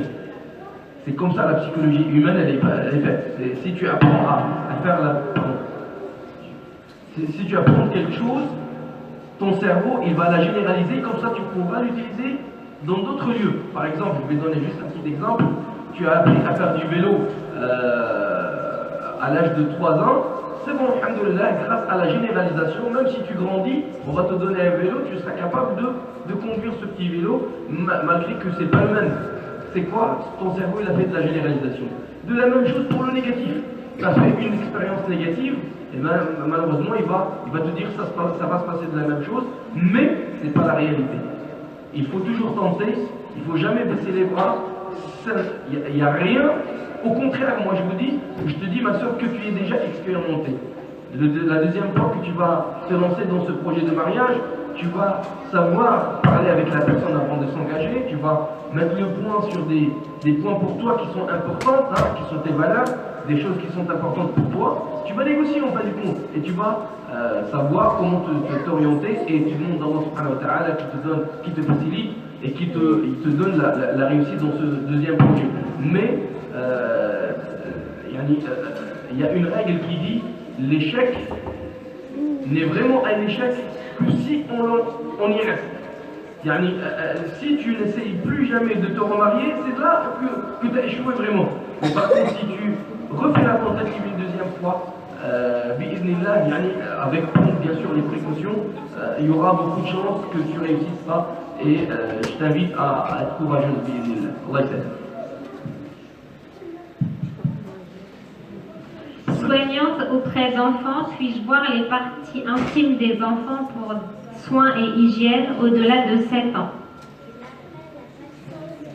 Oui, pas de problème. Dans les cas de nécessité, on pourra faire ça. Et en plus, la nécessité, elle est autorisée.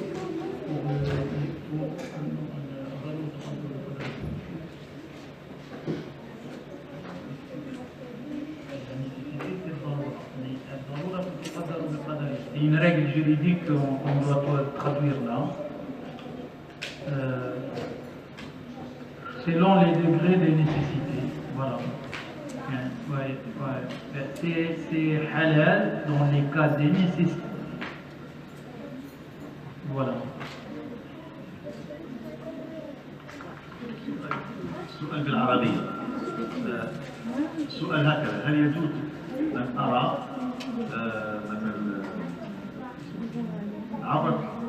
عورة الذكور أكبر من 7 سنوات؟ أكبر من 7 سنوات، أكبر من 7 سنوات. السؤال: هل يجوز للمرأة أن ترى عورة الأطفال أكبر من 7 سنوات بالتجاوز؟ قالت ما فيش حرج، donc il n'y a pas de contre-indication en fait, parce qu'il y a une nécessité. Une question en fait simple: vous avez parlé de l'obligation de signer un contrat à la mairie. C'est pas de signer un contrat à la mairie, mais de faire l'acte à la mairie. C'est pas quelque chose. Actuellement, je suis en procédure de divorce, et cela peut prendre beaucoup de temps. Donc, si je ne me marie, donc je n'ai pas le droit de me marier à la mairie à ce moment-là. Donc, ça veut dire sur l'État. إنه في فترة الطلاق يعني يطلق زوجته رسميا، ولكن في هذه الفترة هذه فترة طويلة ماذا يفعل؟ ما كان لا يستطيع أن يتزوج في بلده. C'est une question de jurisprudence, mais القاعدة تقول انه لحفظ الحقوق لابد ان توثق العقود. Pour protéger les droits des gens, on doit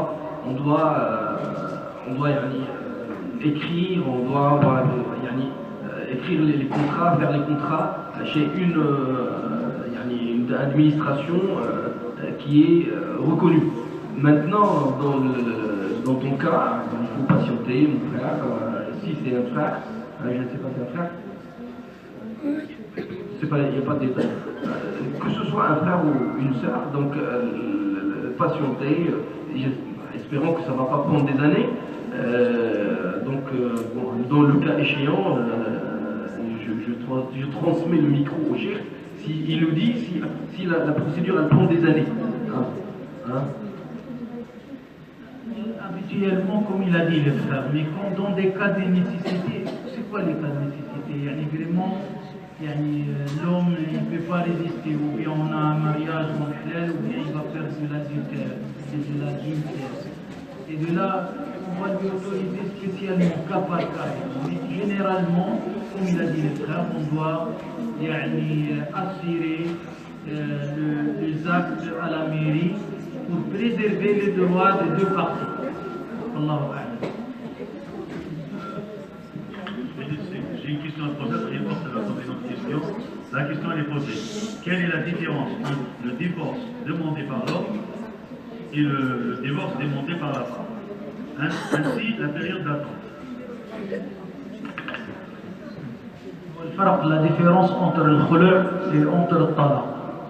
Le talaq, c'est le droit que Allah subhanahu wa ta'ala avait donné à l'homme, spécialement.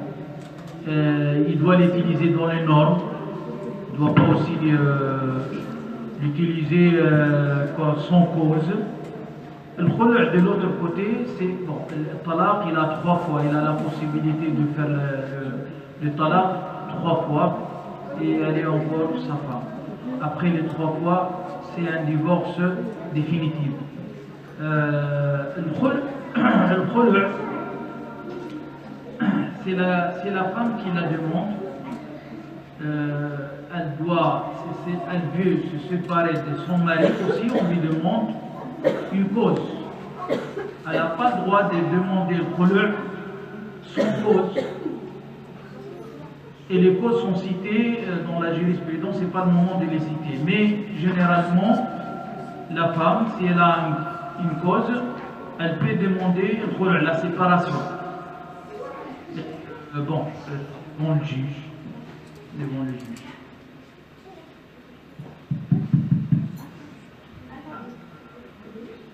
Allez-y, ma soeur.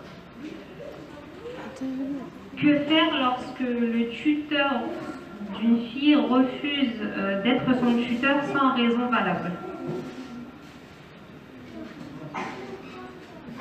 Sans raison valable, c'est très vaste, ma soeur. Vous devriez préciser.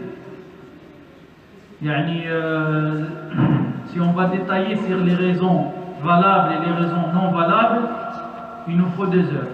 Et de là, donnez-moi une précision. Elle est très vague. D'accord, étant donné que je ne sais pas c'est quelle sœur, je vais passer à une autre question. Lors d'un mariage non mixte, quel type de musique peut-on mettre? Non mixte, femmes séparées sur des hommes. Oui, c'est ça. Ouais. Habituellement, je vais choisir ce que j'ai choisi. Et après, peut-être il y a une divergence. Mais moi, j'ai de l'argumentation si quelqu'un veut me contrarier. Là, on fait les sortir et j'ai des dizaines d'argumentations. Pour moi, la musique pour une cause de mariage, c'est autorisé à condition qu'il n'y a pas de mixité. Les femmes toutes seules, les hommes seuls. Bien sûr, dans les normes, c'est quoi les normes aussi? On doit détailler. Non, mais اسمحوا لي. أنا عندما نجي بعض الأحيان إما نشد العصا من الوسط ou bien on va nos jeunes. Moi j'avais dit à quelques frères qui faisaient établir dans le temps, je leur dis, il faut apprendre la science. Vos enfants, le da'wa, ça marche avec la science. Si vous n'allez pas apprendre, vos enfants, ils vont être attrapés par des tendances. Et là, nous, si on veut serrer les étaux avec nos enfants en France, on a de la matière primaire de nos anciens, de nos juristes. Pourquoi serrer les taux sur les coups de nos jeunes? الزواج moi je parle dans الزواج موسيقى في الزواج اخويا انا شي دينيه ولا مش دينيه المهم ما فيش يا با دو كلام بذيء لي بارول فيلغير يعني دي شون نورمال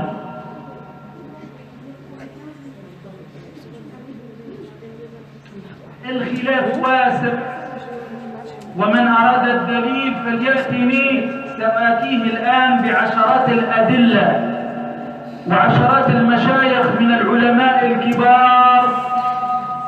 أما ما نسمعه الآن من الكليشات التي تأتينا من بعض البلدان لا دليل عليها. كما يقول أبو بكر بن العربي في أحكام القرآن: ما صح حديث واحد في الغناء، وما رواه البخاري فهو معلق وليس موصولا. سبحان الله، هذا ça demande une conférence على كل حال. Si vous avez une autre question, sinon on s'arrête, Inch'Allah. Oui, il y en a deux. Allez-y. Oui. L'épilation des sourcils est-il autorisée pour la femme?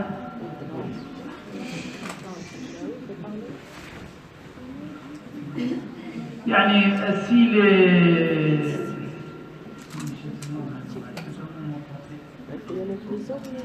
lorsqu'ils sont normaux, on ne doit pas les toucher. Ils sont sortis sur les normales, on va les mettre à la normalité.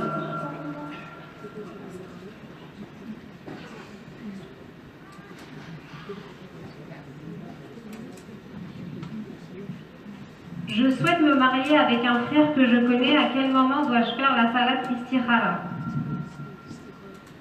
Le mariage d'une femme, elle ne doit pas trancher toute seule. Excusez-moi de dire ça, peut-être c'est un peu bizarre, mais choufou, Allah subhanahu wa ta'ala, j'avais dit ça la dernière fois. Quand il nous a créés différents. Il a mis chez les hommes des attributs qu'on ne peut pas trouver chez les femmes. La même chose aussi.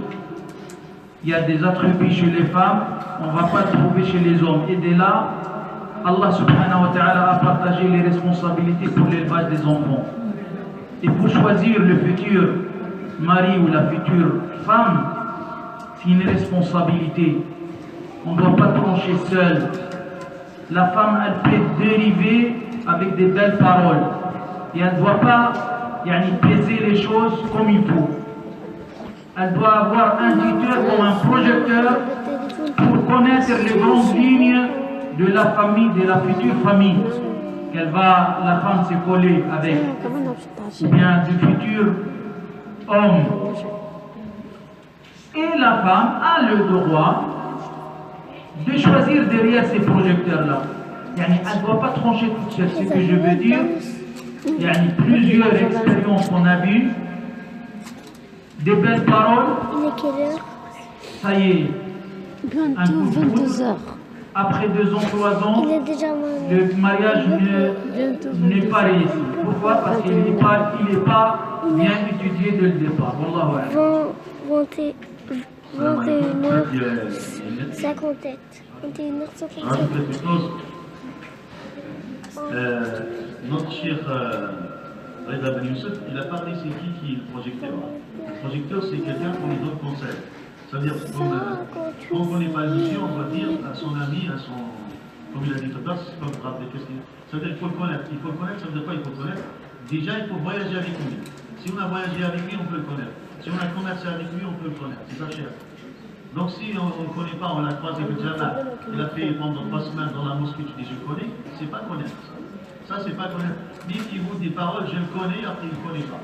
Donc connaître, c'est quelqu'un qui a vécu avec lui dans le commerce, dans le voyage, et il connaît son comportement. الذي يزكي الإنسان بالزواج يجب أن يعرفه ويعرفه ماذا؟ يعني أن يسافر معه أو يتاجر معه. يعني بمجرد أن تراه في المسجد يصلي ركعات أو يحضر في الصلوات ليس دليل على أنك تعرفه. إذا قلت نفسية تزكيه يعني تقول هذا الإنسان صالح، ثم الرجل يزوج بنته أو البنت تزوج